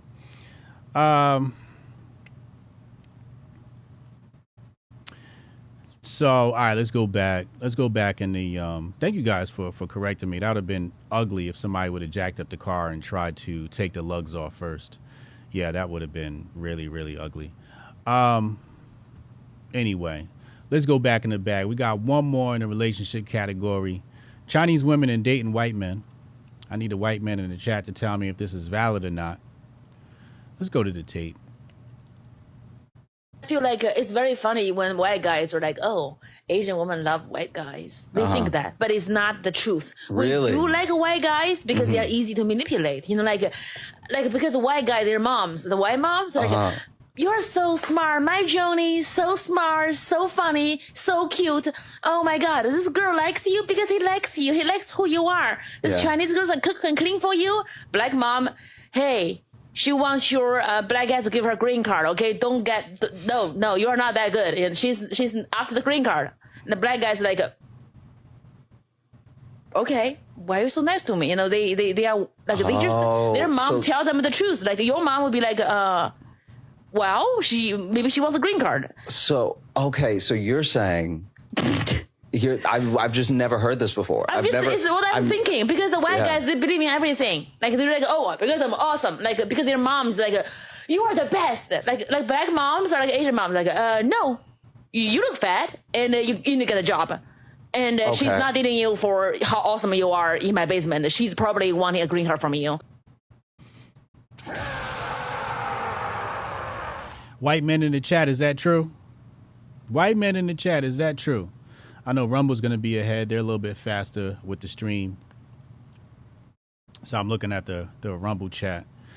Now, I don't know about the mom situation because I didn't have a white mom and I'm not white. However, I think she might be onto something where she says white men are easier to manipulate. I think she might be onto something. She's talking about incels? Yeah. Is this true for incels? Okay, that makes sense. So she's really talking about her incels. Because I know a bunch of like my white homies that No, they're not going for this shit. I can think about the majority of the white guys I know, even through high school. Them white boys was not falling for this shit. No way, no how. They was getting some Asian coochie and they was out of there. However, I will say, when Asian women do shack up with a white man, they usually find themselves a nice incel, a nice simp. And it works out for them because really they're just looking for somebody to move their mom in with, secure their financial future, and then, you know, they think long term. Chinese women are looking at securing a husband and not really love, so to speak. They will fucking fake love just to have a nice cushy life and be a house mom and raise a son who can be great, which is not necessarily bad, but it's just, you know, how I have, you know, my little bit of anecdotal evidence has shown that to be at least somewhat true. At least somewhat true. I know she ain't getting that off with no rednecks unless they're incels, and the rednecks definitely ain't going for that. Shout out to the Asian women out there. Let's go back in the bag. Let's go back in the bag. All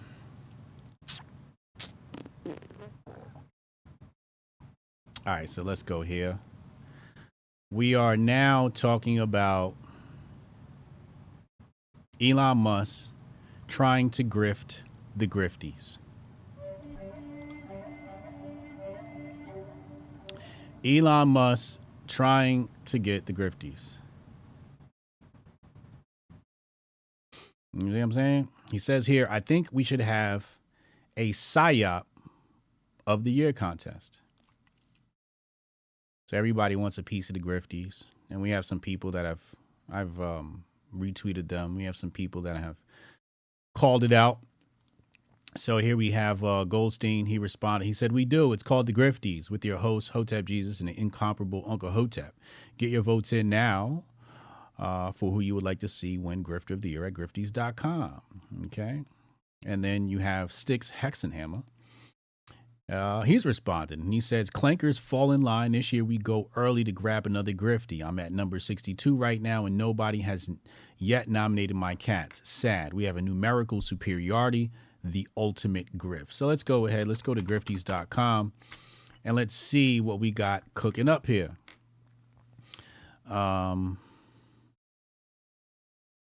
on. Actually, I like the other view better, but it's all good.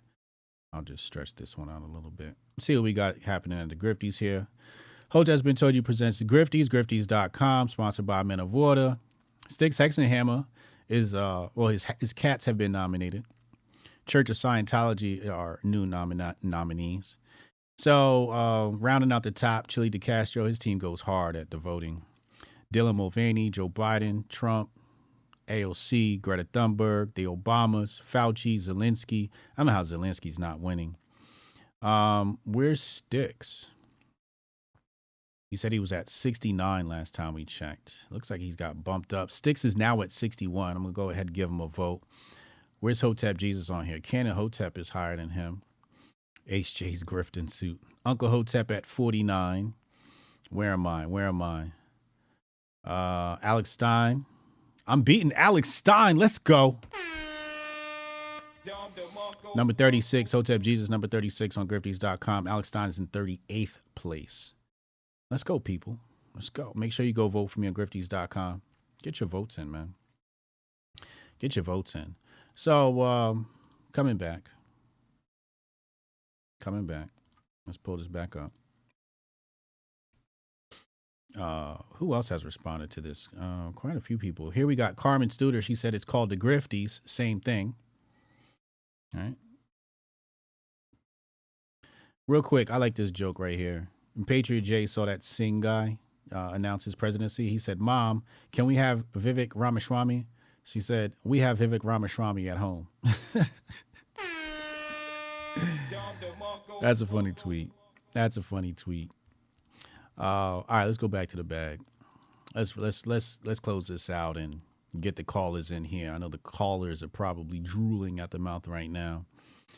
So we'll bring up a couple of tweets here in regards to this situation. So Colin Rugg here says that RFK reveals the Biden administration denied his request for Secret Service protection after 88 days of no response. Since the assassination of my father in 1968, candidates for president are provided Secret Service protection, but not me, RFK Jr. said.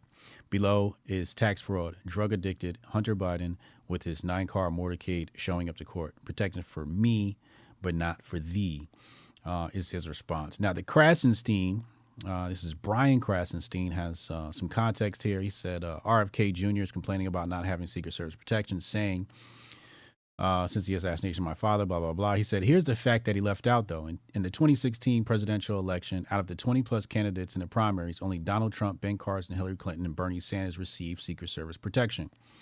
Additionally, I have not been able to find a single case of a candidate trying to primary an incumbent getting Secret Service protection in modern history.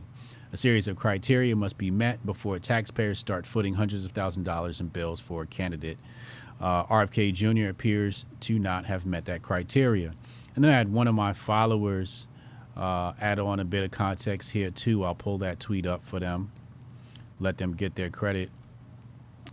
He says right here, he is not a presidential candidate yet. He is running to represent the Democratic Party in an upcoming presidential election. The DNC is not a government agency. The DNC is essentially a private political organization. Same is true of the RNC.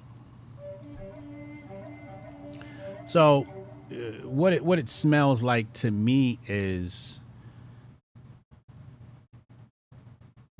it smells like grifting.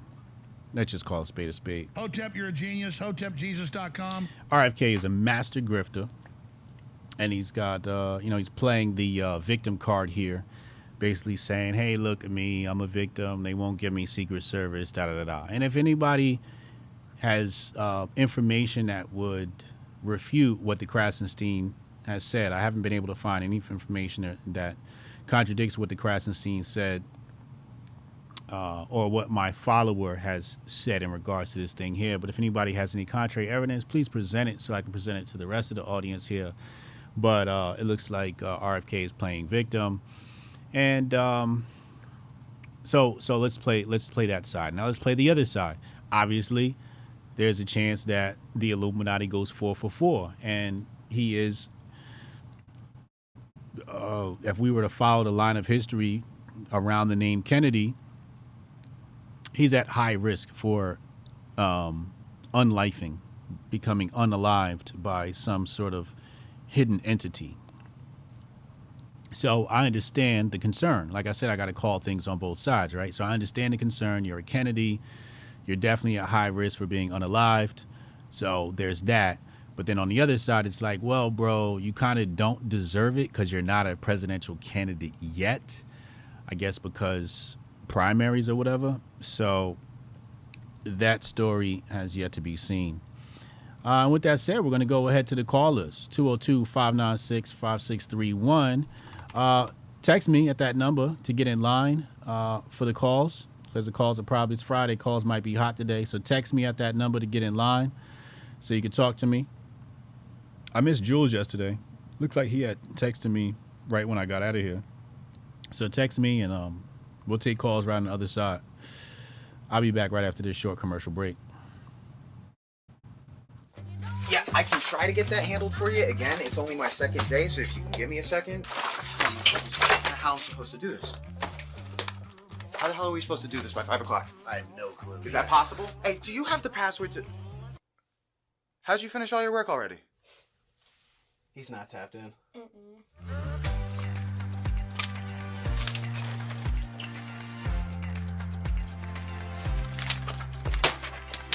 How'd you get that done so quick? They think they're gonna be able to budget that? It's money. That's money right there, you understand? You guys finished your work 6 hours early? He's not tapped in.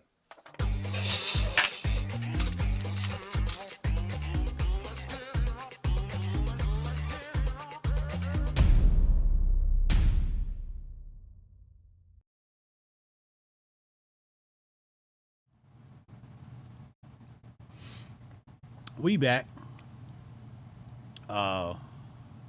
Waiting on the calls to come in. Let me check on the chat in the meantime. Kevin Lewis, I see you. When you text me, type in Hotep and then your name. That way I know you want to get on the phone lines. Said Alex Jones has been all over that HJ. He was worried they were going to take out Trump and RFK. Possibly. Call from Kevin. Kevin, you on the line with Hotep Jesus? What up, bro? What's going on, man? What's up, man? How you feeling? I think I'm feeling all right. I think Kennedy's racing to join his brothers and uncles because that is Secret Service didn't help them out at all. Sounds valid. I wouldn't discount what you're saying. I wouldn't even try to. I wouldn't trust them at all. Why would you want Secret Service protection? I mean, that if anything, they were instrumental in the death of your uncle and father.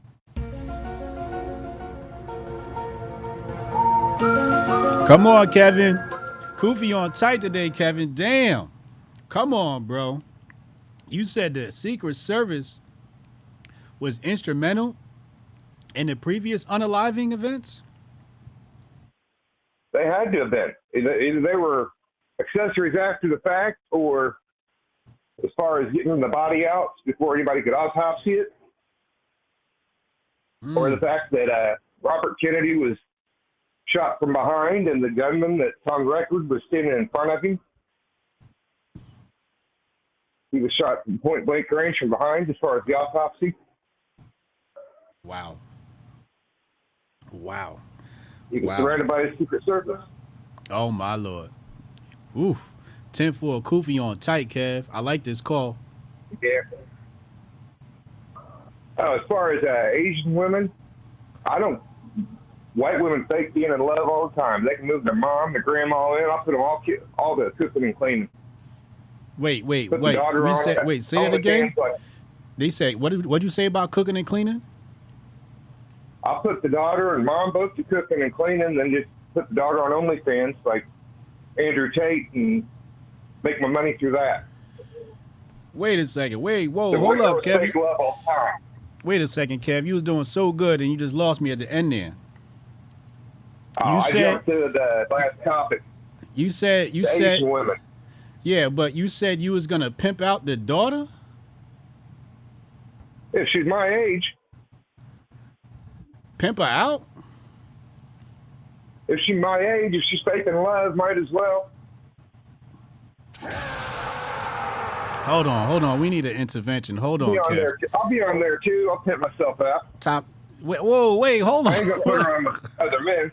I ain't putting her on with other men. Wait, time out, Kev. Hold up, Kev. Hold on, yo. Okay, so you're talking about the Asian women? Yeah. So what you're saying is if the Asian women are going to come to you for security through marriage, then you'll pimp them out on OnlyFans and potentially yourself too. Did I hear that correctly? Why not make a living on it? Damn, Kev, where you from, bro? What part of the country you from? Indiana. Damn. Are you an Andrew Tate fan? Not exactly, but I get it. Okay. You like some of his stuff, I guess. I like some of it, others I don't. Okay, that's fair. So how do you feel about OnlyFans girls? I don't follow them that much or anything, but at the same time, if you can make a living, I wouldn't knock my daughters for doing it. You wouldn't knock your daughters for doing it? Nope. Really? I tell them mask up so they don't get tracked down in public, but... Mask up, pull your titties out. Do you have kids? I do. All my kids are in their 20s. Do you have daughters? Yep. So if your daughter was like, Dad, I'm about to start an OnlyFans, you'd be like, okay. Would you try to talk her out of it? I don't click on it. Would you try to talk her out of it? Dude, I'm 50 years old. If I could do it back when I was female, I'd have gone to Vegas for my 18th birthday.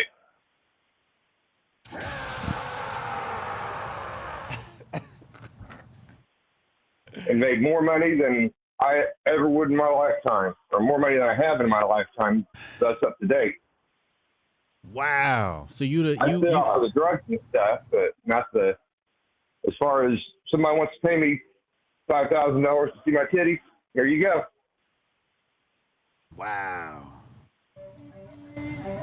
Wow. Hey, you know me, I'm a believer in free will. So however people choose to live their life, I try not to judge. I'm human, so it's kind of like a default to judge.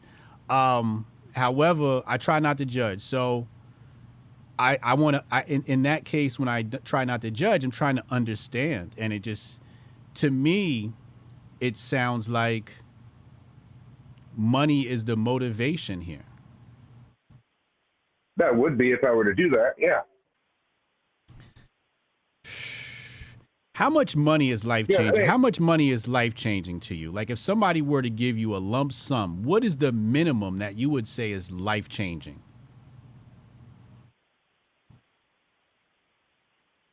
Yeah, I could live off 50 grand a year for forever. Because you're in Indiana. Yep. So if somebody came to you, gave you $50,000, that would be life-changing for you? Yeah. Okay. That makes sense. Within a year, I could make back another 50 grand and just keep on. So you probably have a lifestyle of minimal liabilities. I'm assuming you have a very slim budget monthly. Oh yeah. So what do you spend your extracurricular money on? Just trying to keep the lights on, man. I don't have extracurricular money. You don't smoke marijuana, cigarettes, drink alcohol, go to the titty bar? Nope. Party? Nope. NFL package, How many NBA 50-year-olds package? you know that party? You said what?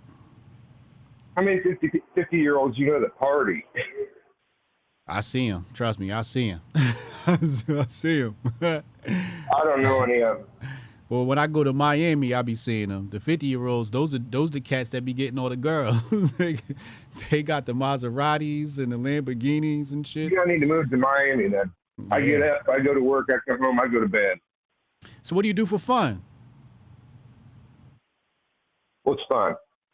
You said what? I said, what's fun?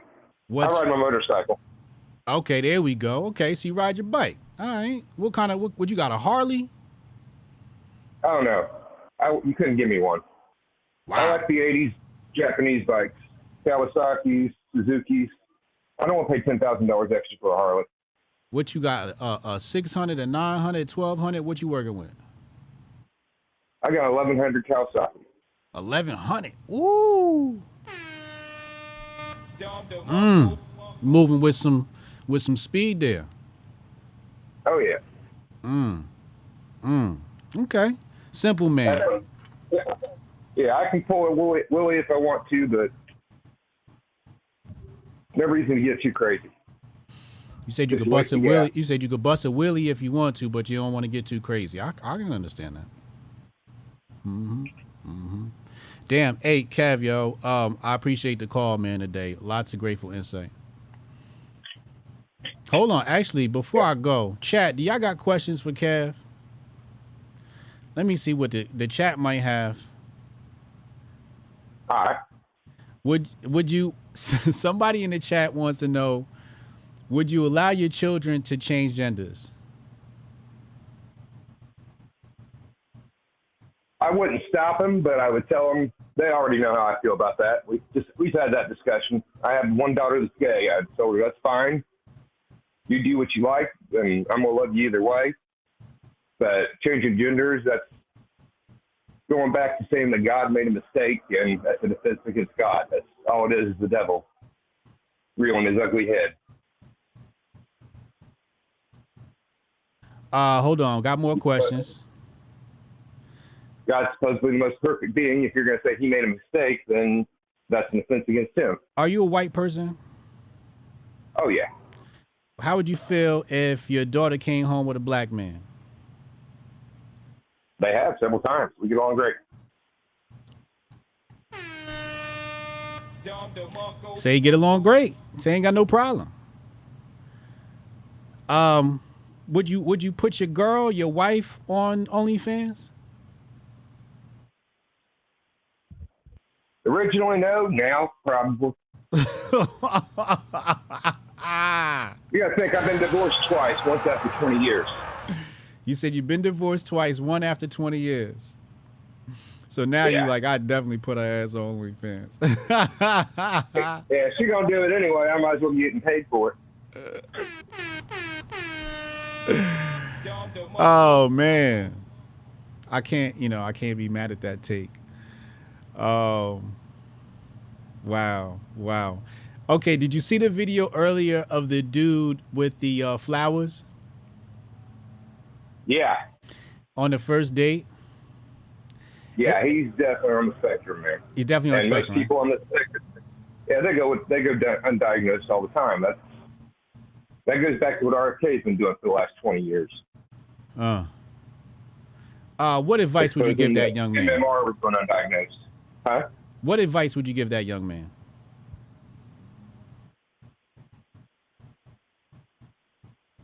You got to grow a pair of balls.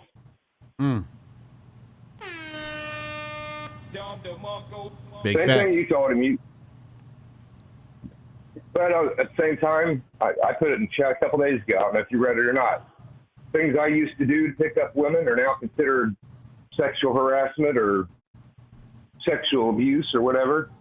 I'd walk up to complete strangers and start kissing them and then introduce myself. You can't do that no more. What'd you say you used to do? Say that one more time. I was doing something. I walk up to a complete stranger that I never met, give her, kiss her on the lips, and then introduce myself. Are you serious? Did Yeah, you that can't do that used no to more. work? Well, hell yeah. Back in the 90s, it was a sexual revolution. Half the time you'd end up out in the back seat of your car with them. What? No way, Kev. Pull up on a swear. girl, just kiss her. She kiss you back. Next thing you know, you in the middle of the sex revolution. Now you in the back seat. Is that what you're saying? Well, there's times they had boyfriends too. You Wait, end up what? fighting, too, but it happens. You said what? Sometimes their boyfriends would be across the pool hall or something. You'd end up fighting too. So. Oh Lord, boyfriend right there. But you almost always got a phone number, even after fighting the boyfriend. Now you got to fight the boyfriend. This It's is because you had the balls to walk up and kiss her. She'd still give you her number. She, I ain't married to him. Are you a late 70s baby? Yeah, early 70s. Early 70s? Oh yeah. 74. 74? Oh yeah, then that makes sense. Y'all motherfuckers was wilding in the 80s. Yeah, we were a little crazy. Y'all was wilding in the 80s. Oh man. We didn't mind to throw hands at all. That's the truth. That's the truth. Didn't mind to walk up and kiss somebody either. Yeah, you can't do that no more. You be in jail. Yep. Wow, I've never done that before. That's wow. Hey Kev, I appreciate the call, man. I hope to hear from you soon. Thank you. Hotep and Bill, man. Hotep and Bill. Shout out to Kev. Tari, get in here, man. We gotta talk. Just sold another ticket to HotepCon.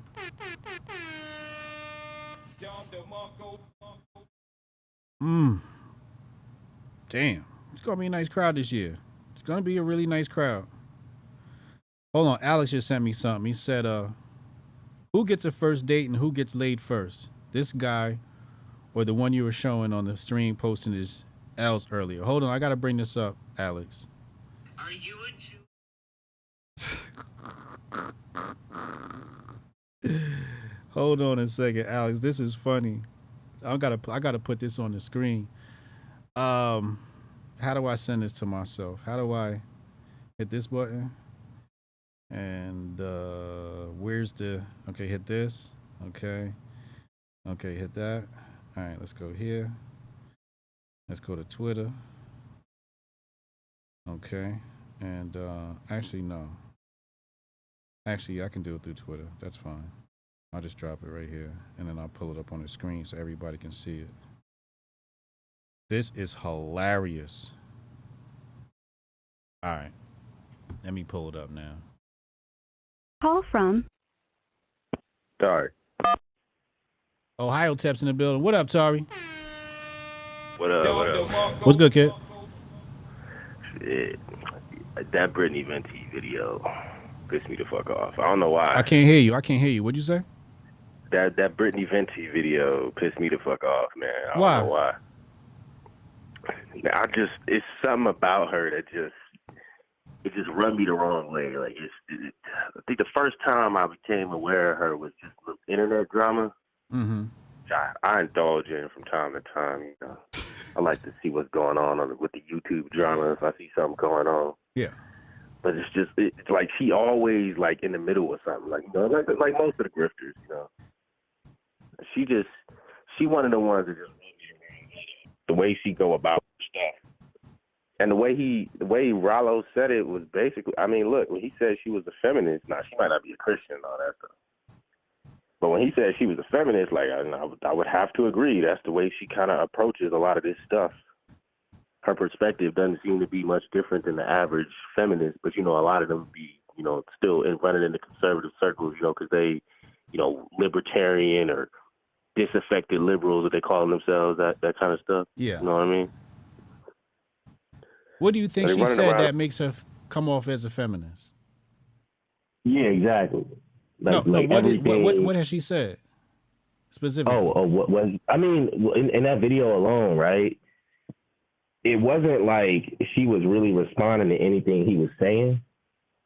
She was using the same, like, you know, leftist feminist tactics when it comes to like essentially character assassination. And she's not the only one that does it. But one of the examples would be in that video would be I think it's the last thing she was talking about, where he was talking about sleeping with multiple women. And I don't even think he was necessarily talking about sleeping with multiple women. He was talking about the woman sleeping with multiple men. She picked like two separate clips where he was explaining two different things and acted as if he was contradicting himself. Okay. Not even like attempting to understand the point, Yeah.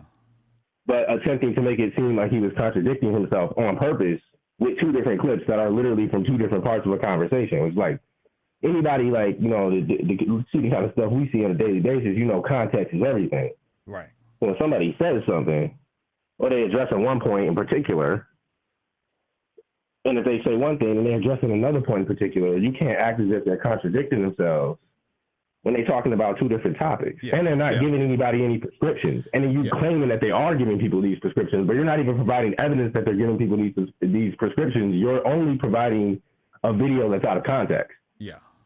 And technically has nothing to do with what you just accused him of. Like, that's the kind of stuff I'm talking about. You know, like the whole, like, I feel like this is a feminist approach essentially, right? Because it's really just like assassinating a man for basically saying the truth about things that women do and the things that women probably shouldn't do. Yeah. Or well, let me the things that some men will do. Well, let me ask you this: what do you think and they'll about? act as if they're saying they should do these things. Or Well, whatever, let you know what I mean? me ask you this: what do you think about our previous caller, Kev? Oh, I mean, I like Kev. You know, he reflects a lot of the sentiments you would hear from a lot of men out there, especially because, you know, he was divorced, like he said. You know, hey, he didn't see clearly seen the worst of it. You know, you found something. Because a lot of times when you find something, you got it locked down. You know, you got kids and everything. Mm-hmm. I mean, this kind of stuff with the feminism don't really discriminate. It comes for the family at the end of the day. So a lot of that stuff really does tear apart like the entire family dynamic. That's why you see all the trouble we got nowadays. So I'm honestly, you know, I mean, I'm glad he's still, you know, just working and living his simple life, and he seemed like he happy. You know, he got his bike and everything. Still got a good relationship with his daughter, seems like. Yeah. So it seems to be all good. You know, I'm not mad at his take on on the OnlyFans shit. You know, I didn't heard it before. I mean, it's basically the same take that like the same take I see a lot of them have on like whenever I see Fresh and Fit. A lot of times they have a chick on there and she'd be like, "Oh yeah, I do OnlyFans," and they'd be like, "Oh well, you doing it by yourself," or she have a boyfriend and like the boyfriend is doing it with her or some shit like that. Like, so it's not the first time I done seen it. Yeah. You know, that somebody would be willing to do that, especially nowadays. I mean, like, shit, like he said, if she gonna do it anyway. Now I wouldn't be fucking with you if you're gonna be doing that. But would you do e-pimping, aka managing an OnlyFans chick? I got too much of a heart for that. It's like when I first became aware of Tate, actually, I saw that and I was like, damn, you know what? I've been thinking about that.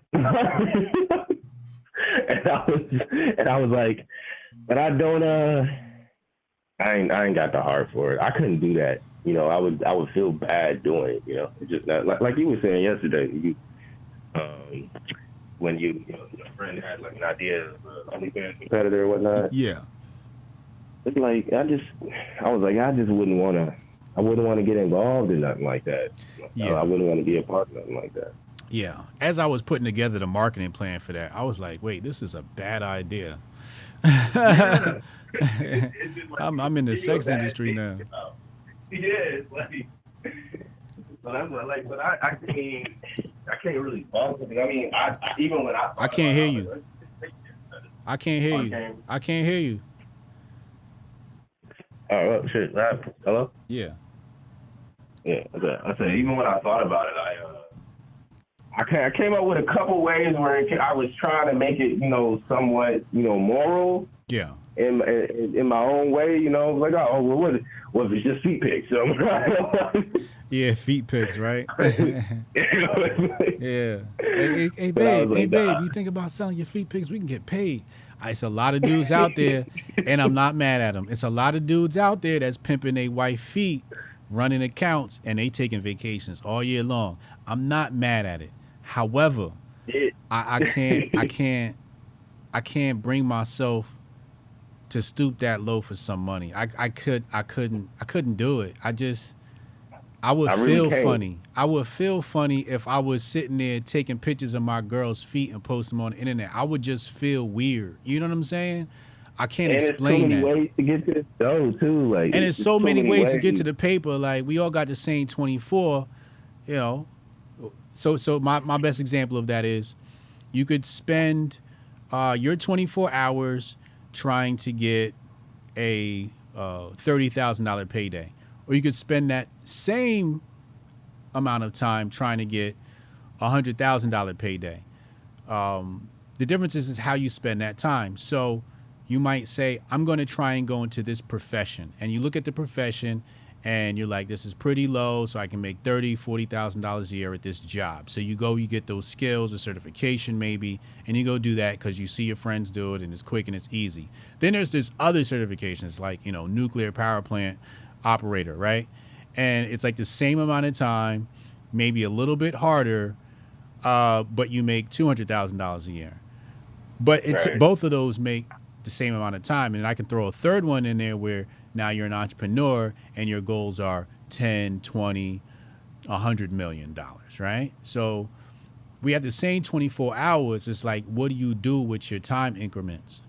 And that'll really determine what happens. So when I look at some of my ambitions, I'm like, stopping to take pictures of my girlfriend's feet is stopping me from doing the Grift Report. And even if I didn't have the Grift Report, I would be getting involved in something.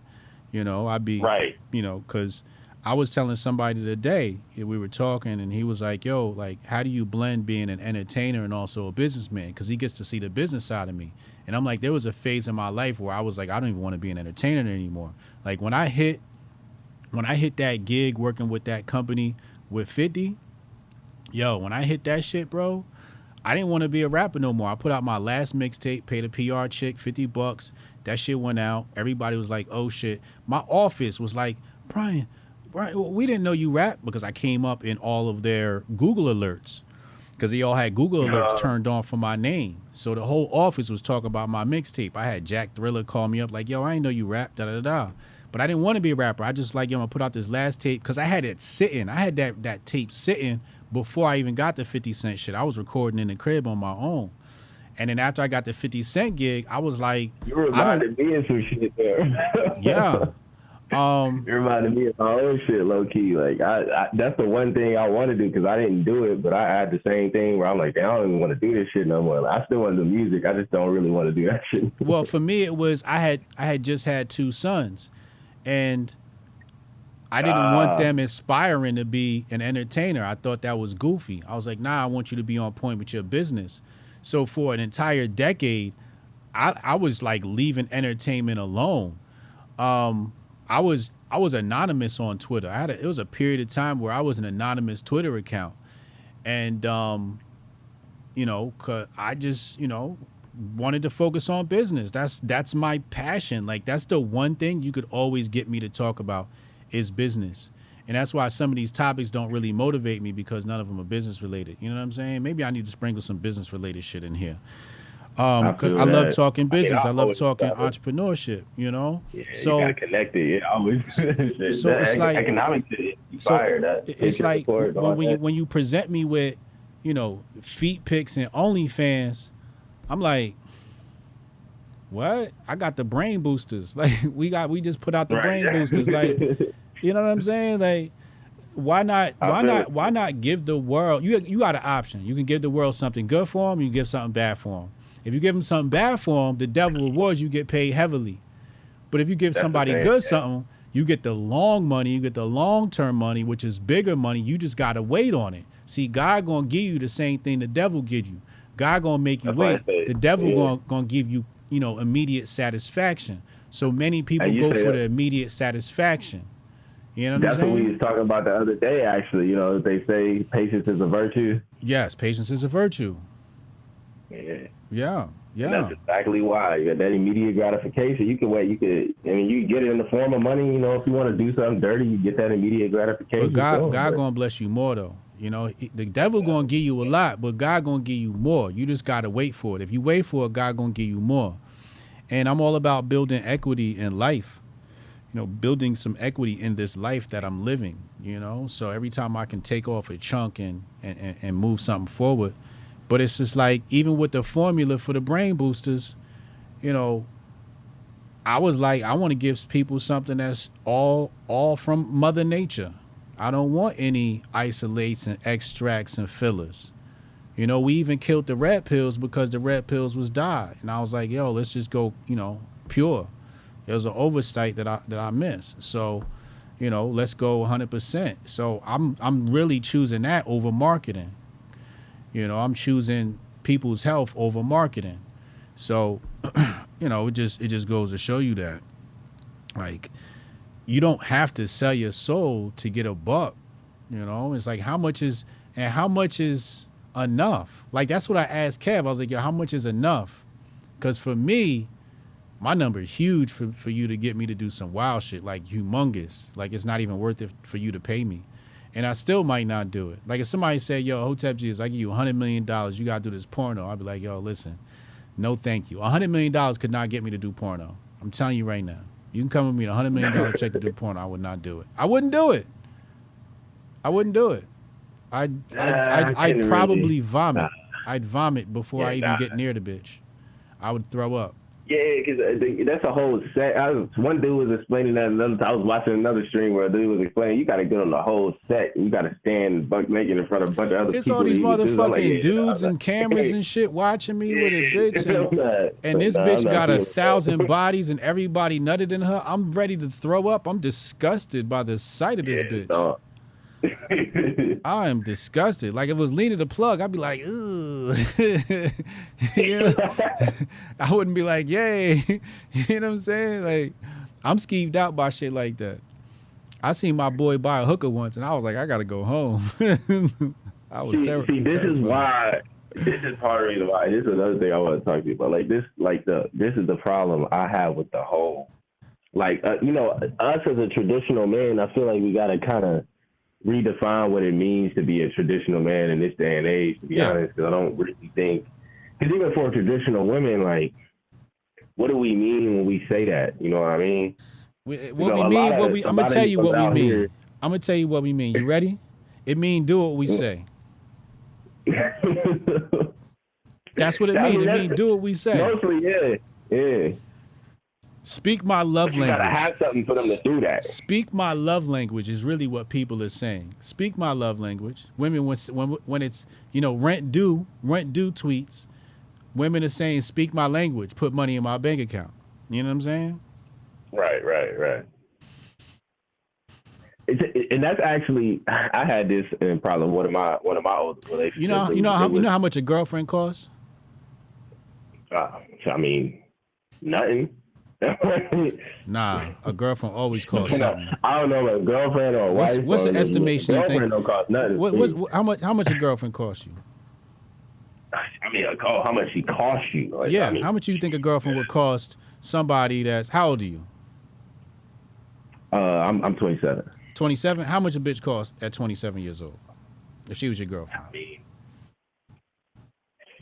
I mean, it depends. Like, see, I don't really do the whole girlfriend thing. Like, you know. Okay. You don't do the boyfriend thing, do you? No. If I would be courting, if anything, it wouldn't be like a girlfriend thing. Like anybody I'll be dating from here on out, and even anybody before, to be honest, was like potential marriage. Like my last relationship was basically with my fiance. Last girl I was messing around with wasn't even official. You say she looked like Beyonce. No. She was my fiance, technically. Oh, she was your fiance. How much did she cost you? Yeah. I mean, you know, we was living together, so. Okay. So it's kind of whatever. Did y'all go half? Did y'all go half on the bills? I mean, she tried. It wasn't really never a thing I was concerned about. So you was fitting the bill. Yeah. Okay. How much did that cost you? $1,500 a month minimum. Yeah, about that much. About that much. See what or I'm saying? 1,000 if she came up with like a little bit of maybe 1,000. Yeah. Chris Ford says $600 to $1,000 a month. It's not a bad number. Yeah. I mean, like the thing is, I actually had a couple ways of keeping my budget low, so I didn't have to worry about some of those expenses as much. We had like a good grocery store that was cheap and healthy, like, you know, Trader Joe's. Yeah. That's the spot. That's the spot right there. Yeah. Yeah, Trader Joe's is dope. Yeah, I got Goldstein trying to get in, yo. All right, yeah, let me Goldstein hop in here. Yeah, man. Hotep and Bill, bro. Appreciate you, yo. Hotep and Bill. Goldstein, then Jules. Shout out Jules. Shout out Goldstein. Oh, man.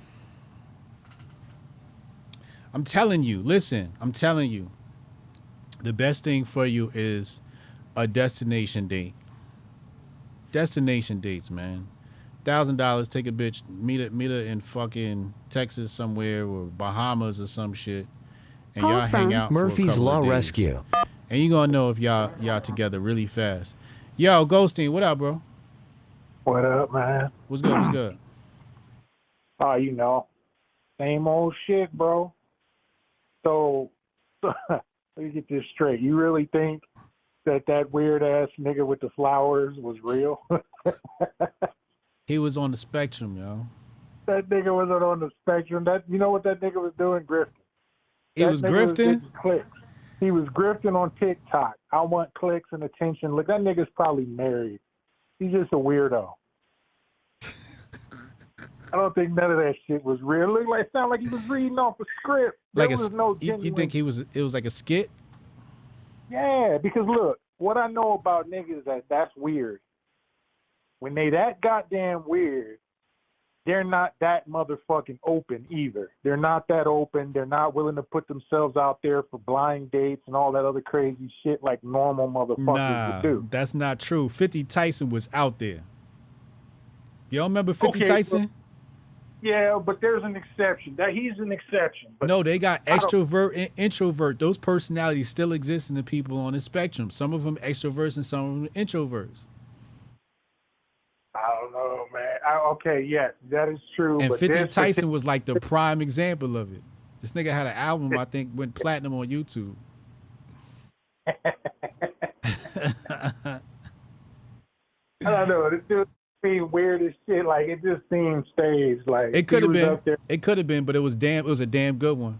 I just think the nigga a little retarded. Am I allowed to say that? Of course, it's Rumble. Well, hey, as a matter of fact, I couldn't even find your ass on Rumble till about 20 minutes ago. What do you mean? I went to your page and everything, to Hotep TV and everything, and the live stream wasn't posted anywhere until about just 20 minutes ago. Then I went back, because that's why I was fucking around on YouTube earlier, because I couldn't find your shit. So I was like, I even put in the chat on YouTube, I was like, you said fuck Rumble today, huh? Because it wasn't nowhere on that bitch for me. And I didn't refresh the app or nothing. I just, like I said, I logged back on about 20 minutes ago after I got through with this adoption, and fucking there you was. Next time, refresh it and see what happened. All right. Yeah, maybe that'll help. Man. And then what's up with these motherfucking what was it, Epstein? Epstein was on the show earlier. Oh yeah. You said Epstein. You know, so they can find aliens, but they can't find none of his clients.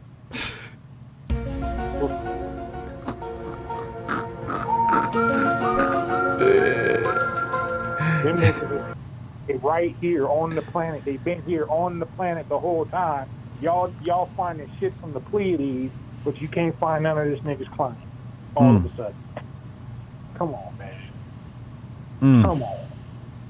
And then you could, what, great value Vivek? Oh, great value Vivek. This shit is stupid as hell. This shit grifty as hell. And then he didn't even come with nothing. This nigga came with a fucking cut and paste ass promo for his word. That's what I'm saying. That's why I pulled out the AI. I'm like, yo, this shit is so cookie cutter. And that's the dumbest. I can freestyle some shit better than that. Yo, listen. I can get off the dome with it. Yeah, I could have went off the dome. He should have. That's what I be asking for. I wish they could just come off the dome with it. If I was him, I'd have came with my motherfucking turban on, two bad little Indian bitches in the background, fucking doing the waist shit. What's that shit that they be doing? Belly dancing or whatever. I had some two bitches belly dancing, another motherfucker in the back playing the flute with the King Cobra and shit coming out the basket. You know what I mean? I would have got creative with it, man. I would have had a whole Bollywood production around my Word. I would have made my announcement with a remake of the Aladdin song. But here's the key that you got to pay. It said the Aladdin song. Here's the key you got to pay attention to. How did an Indian Republican get elected in New Jersey? And but Indians in New Jersey. Exactly. Now ask yourself, why did Indians vote in a Republican and not a Democrat? They're a fairly conservative people. Facts. They're fairly conservative people. This is why they're so prosperous as a fucking country over there. I know they got like a huge divide between the haves and the have-nots. Right. But they also have upward mobility and shit going on there as far as like your ability to make money, your ability to pull yourself up out of some bullshit and off the bank of the Ganges. Yeah. And that's usually indicative of a fairly conservative people. They're not over there tampering with brand new ideas and shit. Right. You know, they don't have time for all that. They're too busy over there trying to sell me insurance. Crazy. Big facts. Man.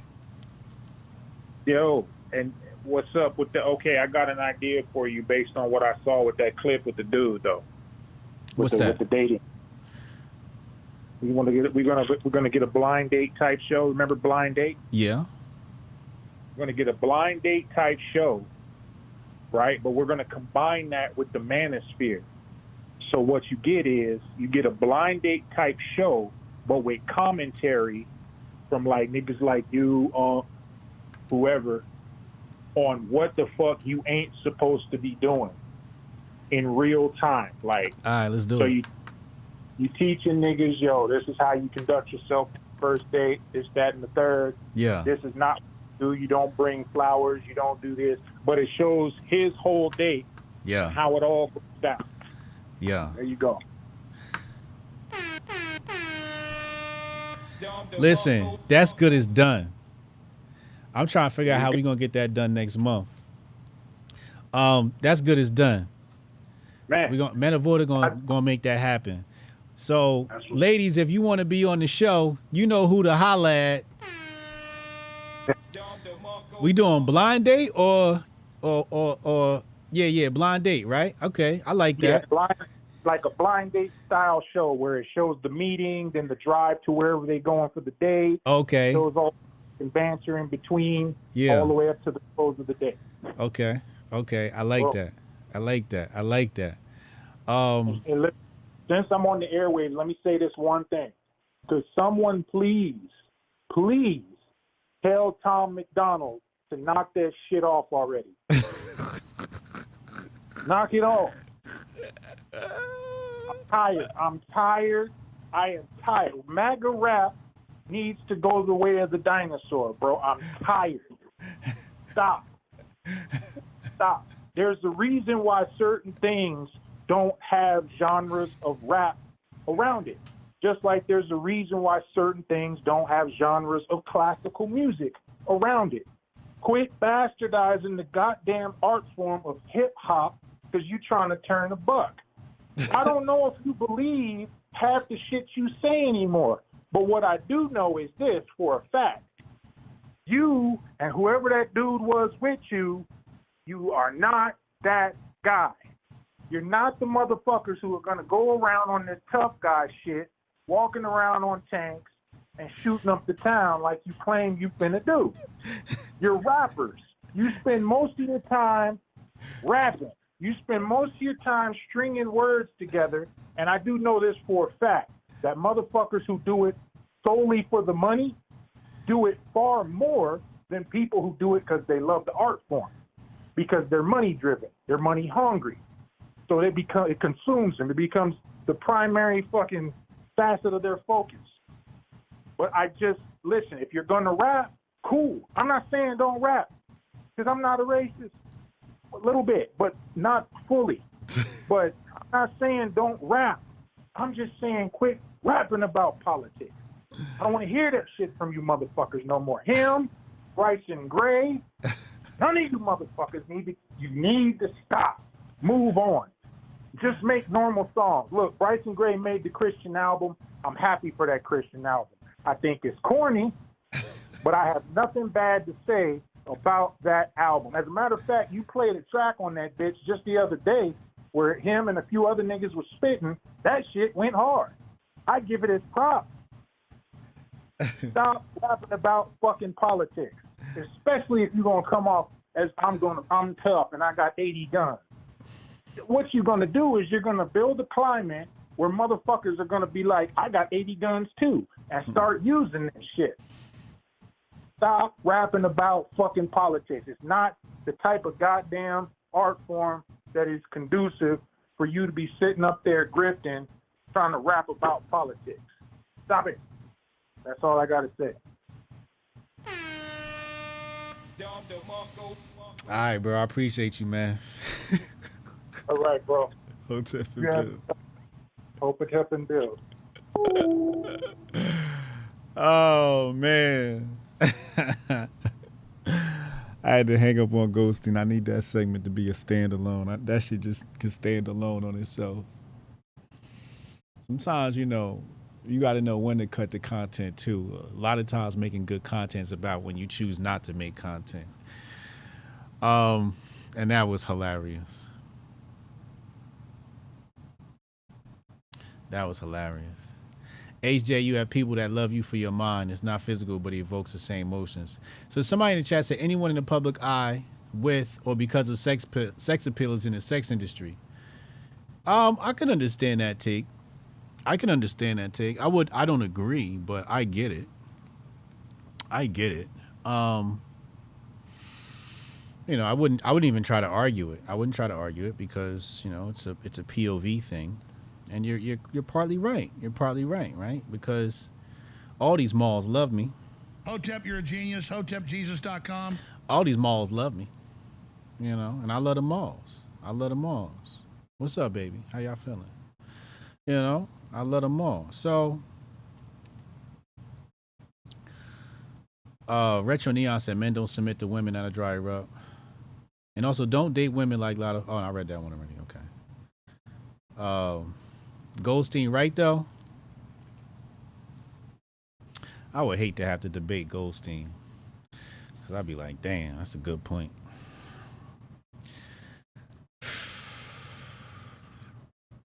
We waiting on Jules for the call in. I don't got no more text messages, so I'm going to dip after Jules' call. It's Friday. It's Friday. I'm going to go do some more pull-ups. Today's pull-up day.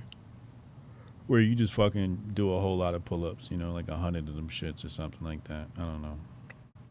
200, whatever the fuck you do. But it's pull-up day, so I gotta get my numbers up. If it's pull-up day, you gotta do more than 100 pull-ups in a pull-up day. Or at least, you know. I like to get up to like 1,000 pull-ups a day, eventually.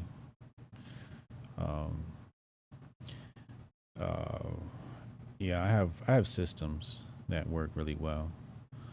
It made me think of this concept, and then I was like, I didn't want to say the concept because I don't want nobody to steal my concept before I come out with it. But it reminded me I had that concept, and I'm like, damn, I've been sitting on that idea for a while now. Catching up on the Rumble chat. A lot of people don't agree with Goldstein in the chat. I don't know. I like the Tom McDonald record. I thought it was good, man. I thought it was good. I thought he, you know, it was entertaining. It's very entertaining. HJ, I'll do it. Give me that one guy from the commercial. Oh, Kay says she want a blind date with Savo.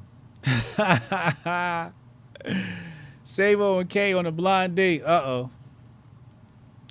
Let's go, ladies. Get in here. We doing blind date. It's blind date season. I'm going to commentate from behind the scenes. It might be me and Rolo commentating on how these niggas is fucking up on the first date.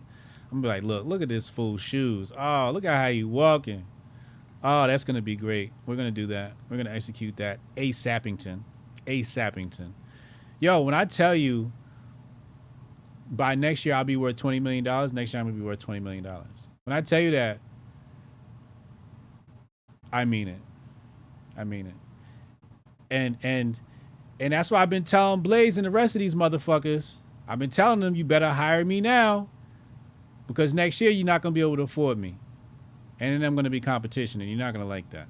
And I don't want to be competition. I want to work, you know. But anyway, next year is going to be a big money year for me. When you're worth about 20 million, I'm going to hire half the motherfuckers in the chat. Matter of fact, my whole next corporation is going to be people in the chat. I'm going to give everybody like really fucking good paying jobs to just basically fucking do what they're good at. Or we'll train you, you know, based upon your personality type. We'll give you a personality test and we'll train you in something that you think you might like, get you some skills and fucking put you out there. But shit's about to accelerate really fucking fast. Mostly because I realized something. And people have helped me realize this. And if it wasn't for them, I wouldn't know it. What is it? That thing that I didn't know, or I didn't believe, or I didn't want to believe. Better yet, I didn't want to believe. I didn't want to believe it. You know what they told me? You know what they said? They told me, Hotep Jesus, you are the one. Hotep, you're a genius. HotepJesus.com. I ain't say this shit. They said it. And I didn't want to believe it, but I ain't got no choice. Call from Rue Scheffner. The community can't wait no longer. My people can't wait no longer. My people will no longer suffer. And in order for us to relieve suffering, my man Kev said he'd have pimped out his ex-wife. We got to help Kev. You see what I'm saying? Dang. This journey I'm on, this ain't for me. This for y'all. Hotep, you're a genius. HotepJesus.com. This ain't my life. This y'all life. This ain't my life. This Jules' life.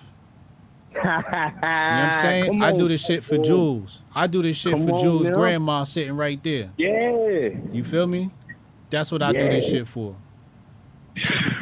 Come on, Hotep. Grift of the century. Tell him, Jules. Come on, now. He knew it.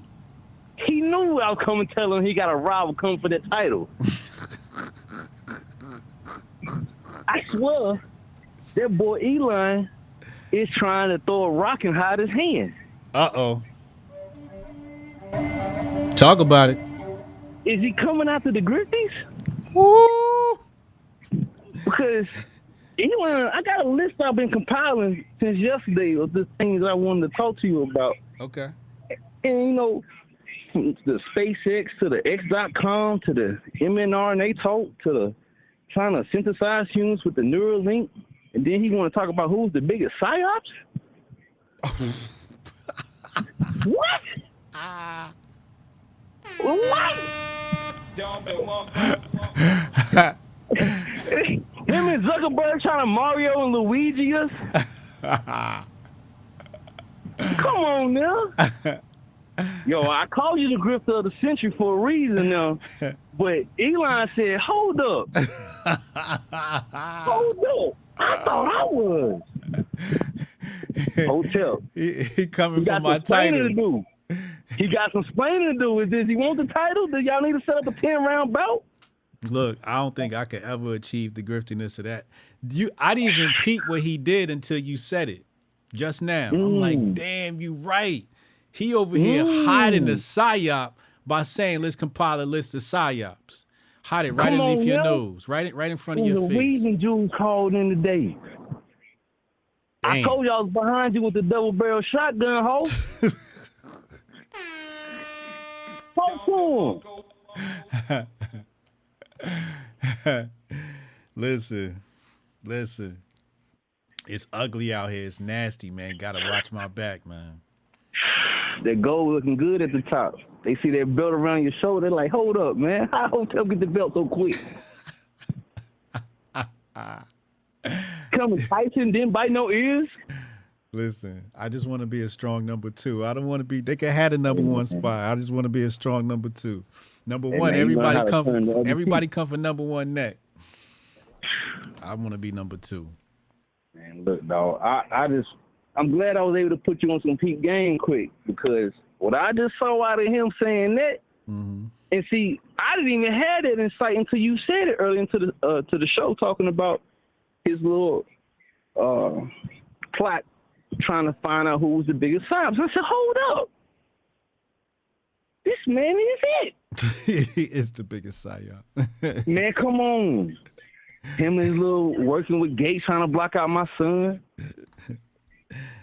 Man, I used to call myself Pharaoh's son for a reason. Because that's where we get our true light from. And now they trying to take it out? They trying to take it away. Talking about some climate change and shit. Come on, man. We understand this life cycle of 25,690 so days are always coming around. This thing repeats itself. Yeah. We're going into a new age, and they trying to distract us. So when you remind people of who we really were before this psyops of slavery, that's the whole grift. Is to make you forget, contaminate this blood with this synthetic mRNA DNA that they're trying to shift into a new time. So if they get us in the wrong line for the new boat, who know we're gonna pick up? Ain't no way. So man, this them knowing what SpaceX is really for. I don't think people understand that they be out there doing stem cell research with the anti-gravity because it produces a faster result than if it is on land. So when they first launched it, somehow a YouTube live come up and talking. And I'm like, so they are more excited about the potential research dealing with stem cell embryonic research more so than this launching something to space. Space ain't the objective. It's to create something. So that TV show Watchmen was kind of hitting to that when they was always pulling these little replicas up of the same person.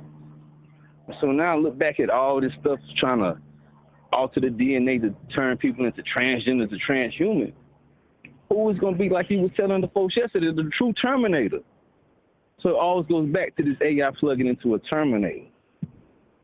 Absolutely. But then, go ahead. Absolutely. What'd you have on the list you want to talk to me about?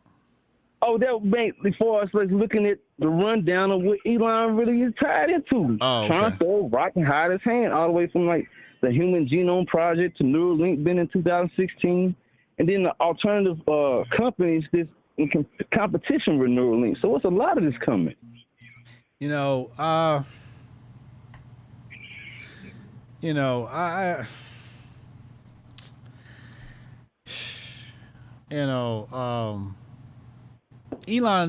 speaking about Elon's a precarious situation because Elon's got blackball power. Mm-hmm. I know.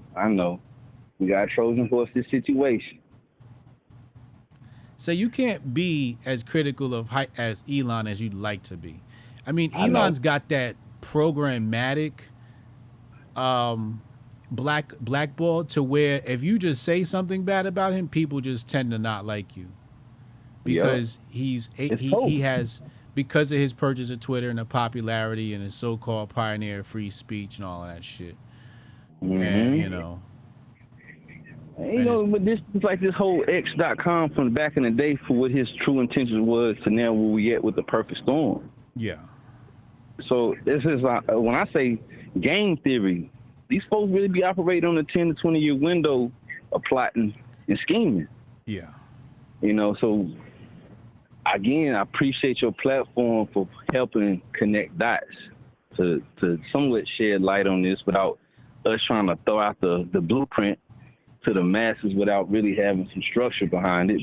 But also, by you tapping into the atmosphere the way you're doing, you waking up a lot of sleeping giants, bro.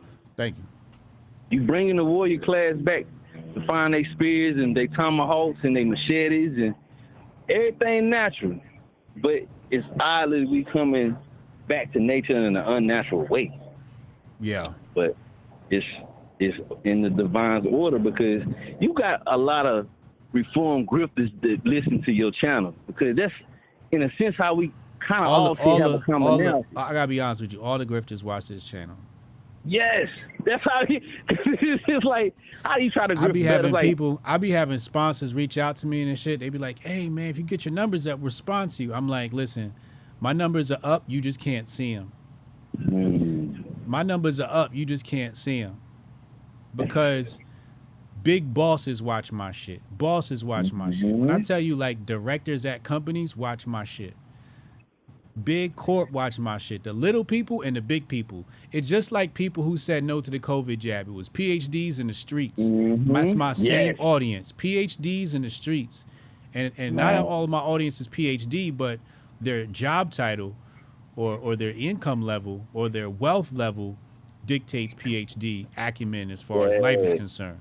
So when people be talking about, my numbers, I'm like, yo, I'm who the tastemakers watch. The tastemakers come take their style from me. They take their style from Uncle Hotep. They take their style from the Hoteps. Everybody get their style from us. But I'm not mad at it because these are my children. You can't be mad when your children mimic you. You gotta water them. So I water them, they water me, right? Because they legitimize my ideas by stealing them, But at the same time, it always lets me know I'm way ahead of the AI. Because all these motherfuckers operating off of artificial intelligence, but when you got real intelligence, that supersedes artificial intelligence. So it's an ecosystem, and we all contribute to this shit. And even when they steal from me, I'm stealing from them. I peep game at how these grifters move. And I borrow from them. I steal from them too. So it's not a one-way street. When they steal my swag, I'm stealing their swag too. So it's all symbiotic. It's all love. I think sometimes people don't understand that and they get all in their panties and bunch of shit and all of that. But, like I said, big dogs watch this shit. So if you watching this shit, you should feel proud of yourself because you're a smart individual. Salute, man. 1,000 salutes again, bro. You always hitting it on the right. I don't even know how to say it without having to say pause at the end. You feel me? But you know what I'm saying. Absolutely. You know what I'm saying, man. I'm down here in the A with my brother on his birthday. Okay. And I was putting him on some more game about you, man. So the movement growing, bro. That's what's up. It's like, you enlightening folks, man. So, again, bro, you done had me tune in this whole week, like, and help me really shift a new narrative in my mind. So I appreciate that. That's what's up. That's what's I up. appreciate that, man. So just keep doing what you're doing, man. The divine got you, and I see you at the top. I see you at the top, homie. Man, Hotep and Bill. Hotep and Bill. Jules checking on me. Oh, I get choked up, man. When y'all show me love, I get choked up. Get choked up from the love, man. This a us thing. This ain't a me thing. This a us thing. This ain't a me thing. Once you start thinking like that, you get everywhere faster. This ain't a me thing. This is a us thing. Jay Pylon said, Elon watching Hotep's been told you. Listen, man. I'm telling you, all the big dogs. All the big dogs. I can't even tell you the list of people that I'm going to give you one example. I'll give you one example of a really smart person that was watching my show, right? I went and got on a, what do you call it? What's those backup flights? I got on a flight where I was a backup or whatever. And because of my miles, I was #1 on the list. So that was all good. So I pretty much was guaranteed a seat on this flight. And I get on this flight and the pilots are trying to get these backup flights, but, you know, people with, you know, the backup pass or whatever have preferential treatment because we're customers. So I go and I sit down next to a pilot, and then the backups are coming on the plane now. So some pilots are leaving the plane now. So another person comes on the plane, and the pilot sitting next to me, he has to leave the plane, deplane, right? So as he gets up, he's like, oh shit. Cause I had to let him out. He was window seat, I was aisle seat. I stood up to let him out. He was like, oh shit, Hotep Jesus. I was like, yeah. He's like, yeah, I love your stuff. Hotep's been told you, right? I'm like, yeah. He's like, yeah, good shit. Keep doing it. A pilot, a fucking pilot. So high IQ people, high net worth people watch this shit, and the streets watch it, because everybody in those demographics want the truth. They want to hear the truth. They want to hear it straight down the middle. Everybody in the middle wants to be lied to. They want their biases reaffirmed. They want to feel good. Yeah, it's a war and we're gonna win. No, nobody fucking wins in the war. Okay, let's monologue time. There is no winning the political war in America. You do not win. What you do is you preserve your culture. That is the most you can do. You can begin to create systems to preserve the culture within your own radius, your own circumference. Okay? It's the only thing you have control over. If you even want to make a dent in the culture war, you would still have to default to creating peace in your world. So many people don't got peace with their household, but want to be activists. No, you need to activate your home, then you activate the rest of us. Don't talk to me about how we're going to win the culture war, and you can't win the culture war within your own mom or your dad or your aunt, your uncle, your brother, your sister, your nephew. Focus on mastering that shit, because if you can't master that shit, there's nothing you can teach us over here. Nothing that's really going to be a gem. So destroy this idea. Now, let's come back. Does that mean that the culture war should not be fought? I'm not saying that either. All I'm saying is there is no winning. There is no end. It's an ongoing thing. It just, one side's got an advantage right now, and then, next week we got an advantage. It's just a game. It's just a game, except this game has no end. Okay? The only thing that's going to end is your fucking life. So that's what you need to be focused on, is what are you going to do about your life? And if you can enrich yourself by helping the world, then you deserve all the coins that you can get. You deserve it all. Tomorrow we're talking communism from a great book by Michael Malice called The White Pill. 20 plus slides. I'll be working a PowerPoint presentation this week because I got a meeting with the squad soon, so that's gonna be super dope. Sunday, the watch party, sponsored by Zeitgeist Films. So we're gonna be doing that. Both presentations at 2 p.m. tomorrow and Sunday. It's grind mode, man. It's time to grind, man. It's time to grind. If I'm here, we grinding. We bringing people information. We feeding the fam. Like I said, this ain't a me thing. This a us thing. So that's gonna be lit. That's gonna be lit.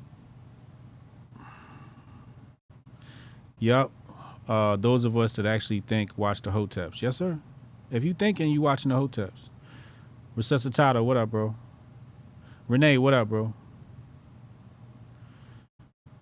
O'Shea Duke Jackson, who's that? Not sure who that is. Shout out to J.A. What up, Jay? Thank you, appreciate that. Jay Pylon, what up, bro? Steph Colonel, what up, bro? Wilmar, what up, bro? Am I catching the fight tomorrow? You know what's funny about the fight tomorrow? My homeboy's throwing a fight party, and I was gonna go out and support. That's the funny thing about that.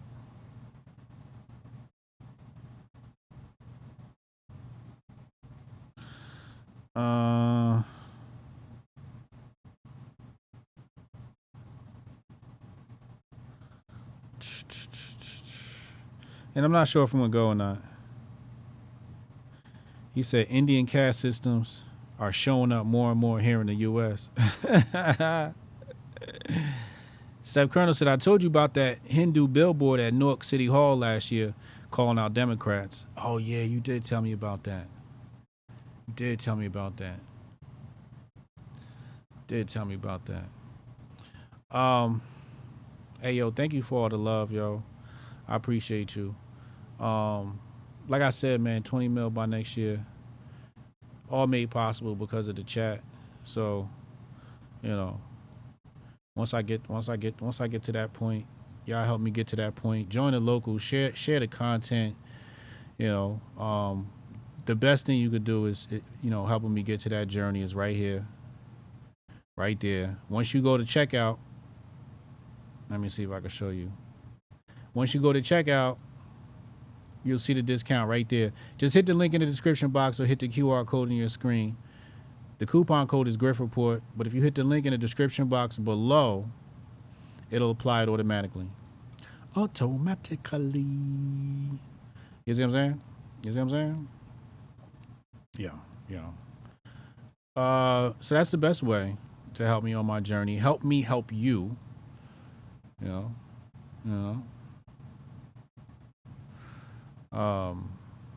Especially when you off your game. Sometimes I notice if I don't take it, I'll be off my game.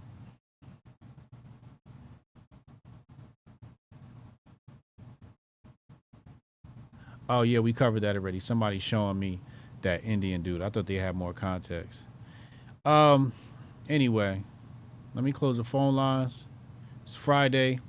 About to hit that motherfucking pull-up bar for no reason, just cause. And I would tell you, have a great weekend, but I'm gonna see you tomorrow at 2 p.m. for my communist breakdown using Michael Malice's research. So I got a presentation based upon his research, solely his research. You feel me? But Hotep and Build, I'm out of here, man. Yeah, I can try to get that handled for you. Again, it's only my second day, so if you can give me a second. How am I supposed to do this? How the hell are we supposed to do this by 5 o'clock? I have no clue. Is that possible? Hey, do you have the password to... How'd you finish all your work already? He's not tapped in.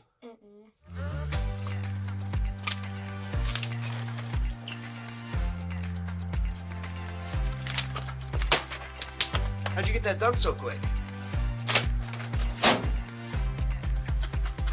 They think they're gonna be able to budget that? It's money. That's money right there, you understand? You guys finished your work 6 hours early? He's not tapped in.